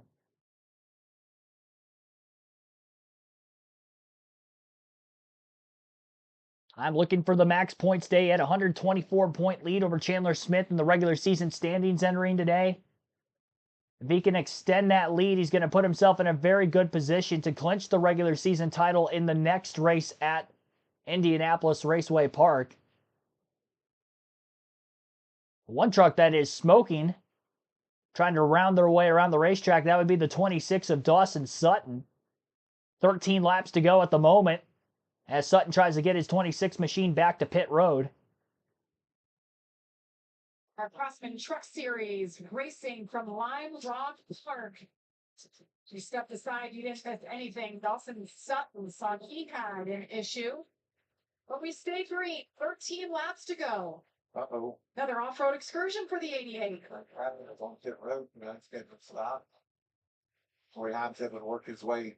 And there's Dawson Sutton. We talked about his tire left rear flat on it. See if we can figure out how that went down. Whoa. Lost his tread. Or Ooh, another 3 feet, now would have been a yellow flag. That thing rolled out onto the racetrack. well, don't tell that to Corey Heim. We don't, Absolutely not. we don't need that aggravation if you're. If you call this a walk in the park, Corey Heim. Like he couldn't stop it. Yeah, sometimes when you lose a tire like that, it'll cut a brake line, and the pressure on the pedal to be able to slow it down. We're watching the battle for 9. Thomas Annunziata and Brett Cruz right here. It's been fun to watch. They've been slicing and dicing back and forth. And we're going to see more of this later. If you want to see a little more racing, because we have a lot more for you. 4 o'clock on FS2, the Arkman Art Series race. These two will be going at it. And Annunziata starting on pole. Brett Cruz second. They've got the front row, so it'll be a good battle. Uh-oh. Oh, Matt Mills you off just said track it. once again. Why'd you have to bring Corey Heim into this, Michael? Well, it's happened. He's stuck. Late race drama. I don't think Mills is going to get going. Or neither. He's stuck there. You see the rear end trying to get some traction. He's on the lead lap until this off-road excursion. Mills was 24th at the time that he went off-road, and the caution is out. This is the first caution we've had for incident. Well, Not what Corey wanted to see. Nope. The third official caution of the day. Off of turn 1. That's those tires I mentioned from my off-road excursion there from that. Once you drop a left side off at turn 1, it just, sometimes it feels like it picks up speed through the grass until you get to the tires. That's where Grant Enfinger went off. Okay, qualifying. So this is going to set up our first caution for incident of the day and a restart with less than 10 laps to go.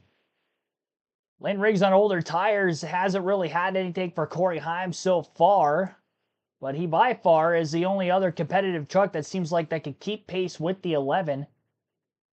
Heim has a beat on the restarts. He's almost clear by the time they get out of the first turn every single time. And he's able to quickly put about 5 to 6 truck lengths on him by the time they get about the first half of a lap in following a restart.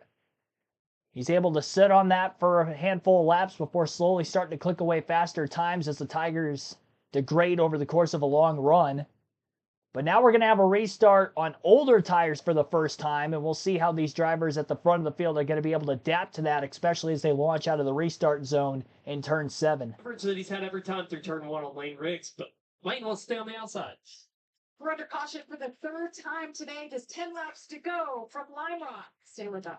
Yep, we are in stage 3. Jojo, Mad Steve, thanks for tuning in. Ikeka Stewart, I don't think I shouted you out yet. Appreciate you watching. Steve, Jay, Sid Vic, and many others. Thanks for watching, everybody. 10 laps to go under caution. First caution for incident of the day. Matt Mills stalling out in turn 1 near the tire wall, needing assistance to get pulled back out of that tire barrier. Not a lot of damage to his race truck, but definitely went off wide. We had about 3 or 4 drivers go wide with all 4 tires off the racing line and off the racing surface into the grass in turn 1 from that last restart to begin stage 3. But this is the first caution we've had for incident so far today. If you're just tuning in, wondering what's going on so far in the race, Corey Heim has led every lap from the pole. He won the first 2 stages. He still has the fastest lap of the race, 54.941 setback on lap 2.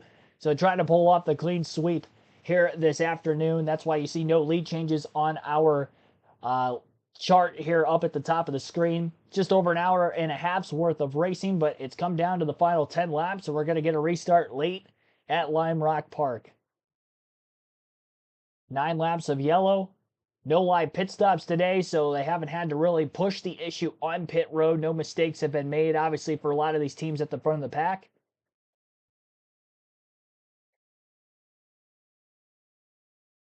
Tires going to be very important. This could lead to pit stops. I think all these teams have an extra set of tires left laying around.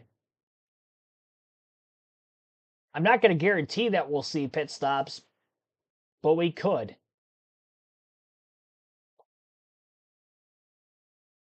"21 trucks are currently on the lead lap.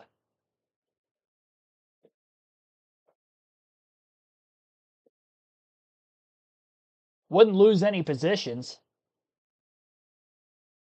unless anybody stays out of the pits and would gain track position because of it. And their first NASCAR Craftsman Truck Series race at Lime Rock Park. The weather has been on our side. And I just love this racetrack. Opened in 1957. They never added bleachers. You bring what you want to sit in. If it's a chair, it's a blanket. That's like when I go to Sonoma now as a fan. I just wander around everywhere. Go to the corners, go to the edges. Mikey does that That's what every it's all track. about. Just take me in the event. Just wanders around It's here. about NASCAR racing. So much of it is just an event. The racing is awesome, but hanging out with your family, that's on a hillside, taking it all in, that's pretty special. Are you a blanket or a chair guy on that? I'm a blanket guy. I like to carry my blanket in my backpack. For your picnic basket. That's right.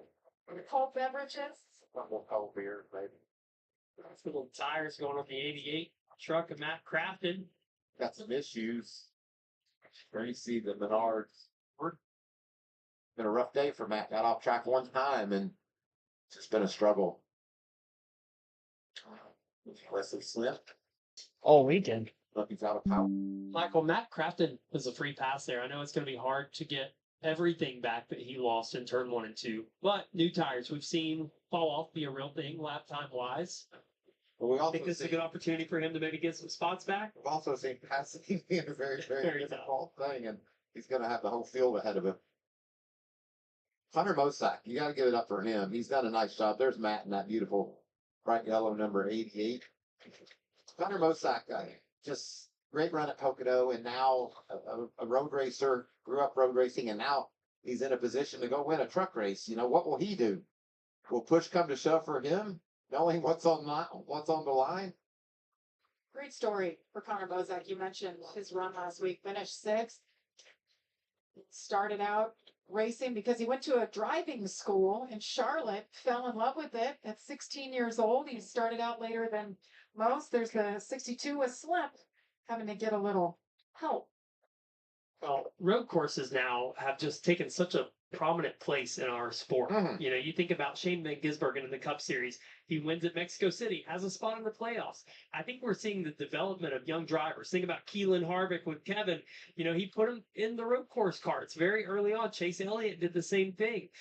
You know, you think about Connor Zilic. We're seeing this happen more and more, even as I start to think about my kids, if they want to race, where would I send them? It's not always just the easy answer, go to a dirt oval like it used to be. Now I think you have to incorporate some kind of road racing into their development to be ready for these moments. Well, you took Levi Yesterday. To the track house track here just outside of Charlotte, North Carolina, got him behind the wheel. Probably one of the most expensive decisions I've ever made. There yesterday, not because of what yesterday was, but because of what my next 15 years will probably be like. I think he had fun.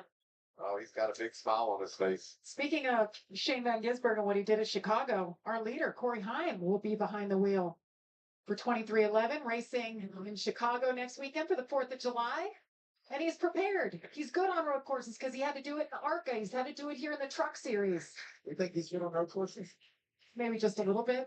How about picture perfect? Yeah, I mean, he's got a win at COTA already in his career, so looking to add another win on a road course to his truck career as well. Already, obviously, double-digit wins. I believe he's top 10 all-time on the Truck Series wins list. Looking to add another one. This could be his 5th of the season if he holds on. Lane Riggs giving him a little bit of a run for his money so far in Stage 3. Was only 2 seconds off the lead at the time of that last caution. He held within about a second of the lead up until those last couple laps before the yellow. And this is where Lane Riggs probably shines the most, is put him in a situation less than 10 laps to go, a restart. We'll see if he can get it done. We know he's going to push the issue and be aggressive. Is it going to pan out for him, and can Corey Heim hang on? To the choose rule, Corey Heim will have the inside of row number 1 for the next restart, which is the preferred line that has gotten him the lead out of turn 1 every restart so far. We'll see if he can do it for at least one final time. Andres Perez, I saw him there. That's a name I expected to say a little more today in the front. As good as he was in practice and qualifying. I think they were practicing choosing, Trevor. Practicing choosing? Okay, perfect. Do it again. Choose it up next time. It's like once one person does it, you're like, you're not. I gotta make sure I get on the right side of this thing. You don't want to run over that. If you don't choose and you run over that orange arrow there, it is a penalty to go to the back. So these drivers, if I see somebody doing it, I'm going to go ahead and make my choice too. Andres Perez, talked about him quite a bit between practice yesterday, qualifying this morning. The driver from Mexico City, Mexico, made his Xfinity debut just a couple weekends ago at his home track. That was pretty exciting for him. How exciting was that for Suarez? Oh my gosh. Also cool that he got to celebrate in his home country. Got to go to Mexico City and see that for these guys. And Diego Suarez said, this just being here is as big as contending for a championship. And I'm sure Andres Perez was thinking the same thing, Caitlin. Yeah, it certainly was. Had a chance to talk with Andres about his rookie campaign. He said it's been up and down. He said, I often felt like I deserved better finishes than what the scorecard showed. But he felt, of course, very confident coming here based on all of his road course racing background. But you guys were talking about the fact that he's from Mexico City. He said, I actually spent the greater portion of my career in Mexico, and I had to come here, learn the language, learn the culture of the United States. He said, it hasn't been easy, but I do feel like my efforts are starting to pay off. Jamie? Yeah, when he was running full-time in the ARCA series, he was flying back and forth racing in a Mexican truck series. I think I fell off of the main broadcast. Might have had a quick lag out. I swear they went through the choose rule already.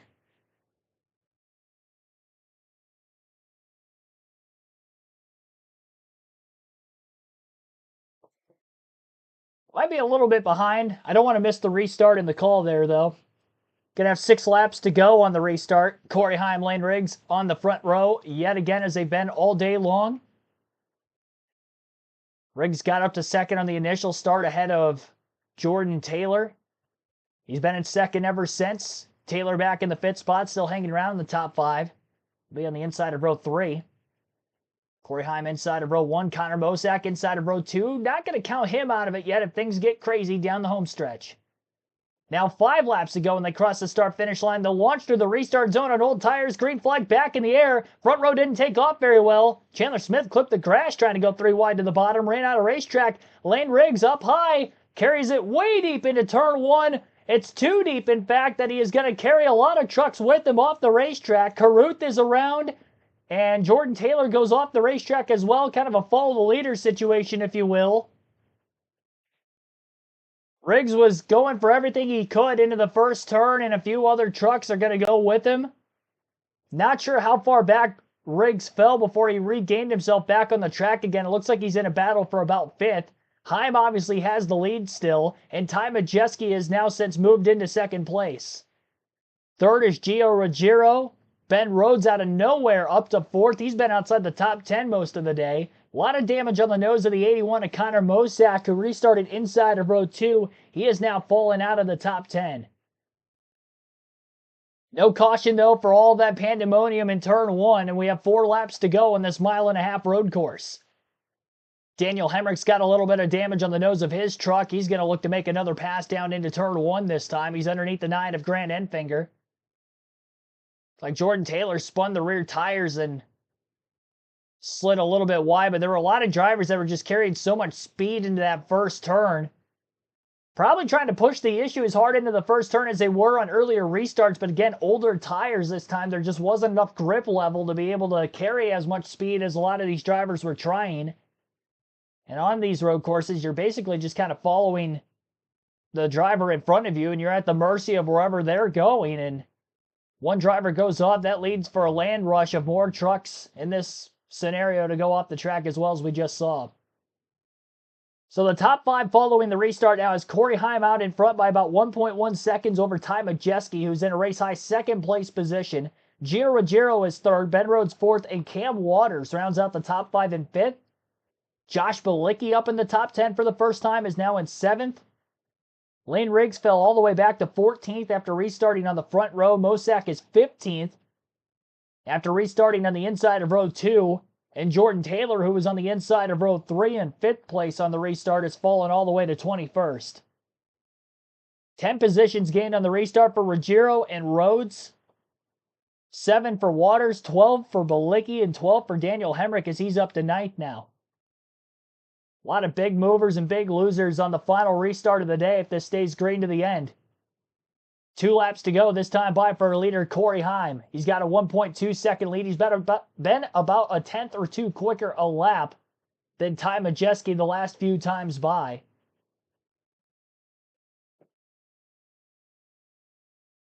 Four truck breakaway, then a bigger 2.5 to 3 second gap back to the 5th place truck of Cam Waters. And he's got about a second cushion over Chandler Smith still. Big power slide out of the exit of turn 1 for Gio Ruggiero, barely keeping his truck on the racetrack. Lost quite a bit of time to Majeski, and now Ben Rhodes is all over his back bumper for that 3rd spot. He's within a couple of truck lengths. One of the better finishes of the year for Ben Rhodes, much needed. He was well outside the playoff cut line, and things just worked in his favor there. I mentioned already, he gained 10 positions on the restart. He hadn't been in the top 10 all day, and now he's in 4th in the final couple laps of the race. White flag will be in the air this time by as Corey Heim reaches off of turn 7, comes to the front straightaway. He has led every lap of the race today, and he's looking to lead the final lap, all from the pole. Couldn't be as dominant as what Corey Heim was in today's race. He's dominated a lot of races this season in which he hasn't won, but this one he will. He's going to be just 11 laps shy of 1,000 laps led on the season in just 15 races. In a series that doesn't usually have a lot of laps because the race lengths are much shorter than, say, the Cup side, but Corey Heim, far and away the best truck so far this season. 5 wins in 15 races, that's 33% of the races won by this 11 truck this season. And as he rounds off a turn 7, he's going to win for the first time on a road course in 2025. Heim wins at Lime Rock Park. For the 16th time in his career, he does it, Corey. And wins the first race at Lime Rock Park.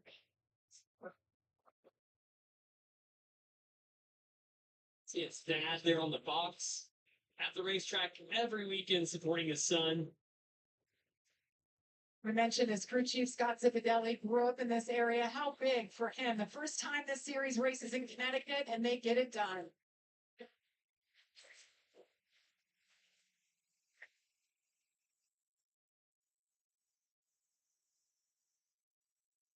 Happy day for that race team. Well deserved execution from the time they set that truck up, put it in the trailer, hauled it to Connecticut, so the checkered flag fell. Everything was perfect. Michael, it's been about a year since these guys have done this. Road course racing, turning left and right, and Corey Heim picked right up where he left off. Looking at the rundown there, a lot of things shook up in that final restart. Michael, we saw Thorsport really take advantage of that, getting the 98 of time adjusting. Ben Rhodes, 66 and Cam Waters. They got 3 trucks inside the top 5 on that last one. Well, people always say, you guys talk about Corey Heim an awful lot. Boy, doesn't give up. How can you help it? Brent Great. Cruz with a nice recovery. We saw him slip back midway through the race and got a nice top 10 finish there. And we talked about Hemrick and Ankle not running like we thought they would, but late in the going, they got it going. Look at that, 16th career win. That makes him the 3rd all-time among active drivers. And the youngest to reach 16 Truck Series wins, a record that was held by Kyle Busch.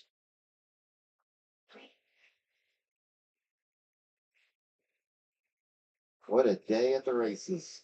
Gonna have some fun. All those fans been sitting and watching from the grass hills. Just doing a nice long victory for Kyle. This is beautiful. Corey saluting those fans right now, Jamie. You want them to get on their feet, cheer. You can hear the crowd going wild, enjoying this wonderful NASCAR event for the first time in Connecticut.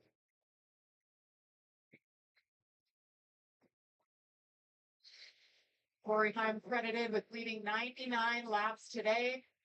Lane Riggs was given 1 lap for that quick pass on him. Restart zone. He got going before Lane did, but he overshot turns 1 and 2. Lane wound up finishing back at 13th position.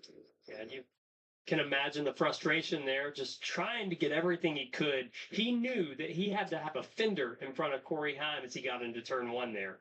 If you're the team, don't you appreciate that Hail Mary he threw? He just got on the game. He did his job, just overdid his job a bit, but you got to go for it. That's what he did. Well, they know Lane Riggs is going to go for it. We've seen that proven time and time again. Last week, it paid off for him on that late race restart with Carson Hocevar getting that win. But today, it's time.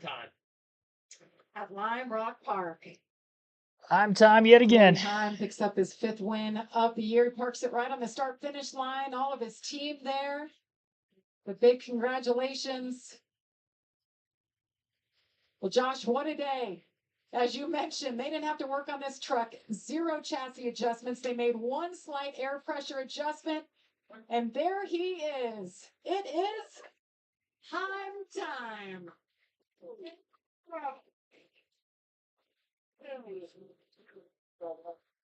See Matt Pusha there. That was my What a performance from Corey Heim out here at Lime Rock. Makes a little bit of history. The first one to win at Lime Rock and the first Truck Series driver to win 3 straight road course races. Corey Heim led every single lap, swept the stages. And Corey, I know this one was a special one for you to win. Your crew chief is from not too far from here. But what can you say about that performance? Yeah, I mean, it's nothing short of incredible, man. I mean, these road courses, I really look forward to them. Pre-event and whatnot, and prepare pretty hard for them. So to see that all pay off with Safe Flight truck on Toyota, super special. Obviously, the truck was so good today. Just can't complain one bit about that. Have a flawless day and take that move forward and try to collect some wins we probably should have had this year.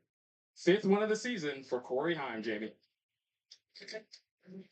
Yeah, and Trevor has talked about just the way this guy prepares, and it's paying off. Quick update on the point standings before we go into the finishing results for today's race. The 7 drivers again locked into the playoffs for the Truck Series field with wins would be 5 for Corey Heim, 2 for Chandler Smith, and then 1 apiece for Lane Riggs, Tyler Ankrum, Daniel Hemrick, Stuart Friesen, and Raja Caruth. The 3 drivers above the cutoff line of the 10 that qualify for the playoffs would be Caden Honeycutt at plus 66 points, Grant Enfinger at plus 63, and now Ty Majeski at plus 37 after finishing runner-up today. His teammate Jake Garcia is minus 37. Gio Ruggiero ends up third today, is minus 65, minus 68 for Ben Rhodes, who also had a top 5, and Tanner Gray, 14th in points, is minus just over 100. So that is the point standings update with 3 races now to go in the regular season. Corey Heim with his 5th win of the year here today. Margin of victory 1.3 seconds. We finish under the regulation length of 150 miles, 100 laps on this 1.5-mile road course at Lime Rock Park. 1 hour, 50 minutes, 24 seconds. Total time on the race. 3 cautions, only 1 for incident, which was stage 3. And just, actually no lead changes. It says that there's 2 lead changes up here, but Heim literally led all of the laps in this race. Maybe he didn't lead coming to the start-finish line on that last restart by Lane Riggs. Maybe that was the only lap he wouldn't have led then. Yeah, that's what it was. Okay, so Lane Riggs on that last restart had a good enough launch. He led 1 lap, so there was 2 lead changes. Heim leads 99 of 100 laps, but that was the only lead change of the day. Nobody actually outright passed Corey Heim in this entire race. Heim obviously started on the pole en route to the win as well. Ty Majeski finishes in 2nd, Gio Ruggiero in 3rd, Ben Rhodes 4th, and Cam Waters rounds out the top 5 in 5th. I put in the chat already that there were 3 ThorSport trucks that finished in the top 5. Definitely one of their better runs of the year. Chandler Smith ends up in 6th, Josh Balicki with an impressive run in 7th, Brett Cruz 8th, Daniel Hemrick 9th, Tyler Ankrum rounds out the top 10, then Grant Enfinger in 11th, Caden Honeycutt 12th, Lane Riggs 13th after restarting on the final front row on the final restart. Tanner Gray 14th, Thomas Annunziata 15th. He also fell behind on that last restart. He was in the top 10 all day before that. Connor Mosack restarted inside of row 2 on the restart. At the finish of the race in those final 5 laps, he finishes 16th. Then Andres Perez 17th. Ben Mayer 18th. Matt Crafton 19th. Jordan Taylor 20th. And he was also in the top 5. One of the many trucks that went off track on that final restart. Roger Kruth went wide. He ends up finishing 21st. Jack Wood 22nd. Stuart Friesen 23rd. And Jake Garcia 24th. Timmy Hill finished 2 laps down in 25th. Also 2 laps down for Matt Mills in 26th, who brought out the lone yellow of the race for incident in stage 3. William Lombros 27th. Frankie Muniz 28th. Tony Breidinger 29th. Dawson Sutton 4 laps down in 30th after he had a flat tire in the middle of stage 3. Spencer Boyd 8 laps down in 31st. He also had a flat tire early in the race. Dale Quarterly 32nd, 9 laps down. Wesley Slim 10 laps down in 33rd. Alex LeBay, 34th, rounds out our 34 truck field. So that is the finishing results for today's Liuna 150 at Lime Rock Park. I'll see you guys later tonight, 6:30 p.m. Eastern. We'll go live for the NASCAR Cup Series live race commentary stream. Atlanta, Echo Park Speedway, first round of the in-season tournament. A lot of action to cover throughout tonight's 400-mile Quaker State 400. Hopefully you enjoyed today's live commentary coverage of the Craftsman Truck Series on KRC on the channel here today. I'll see you guys later tonight for our main event for the weekend.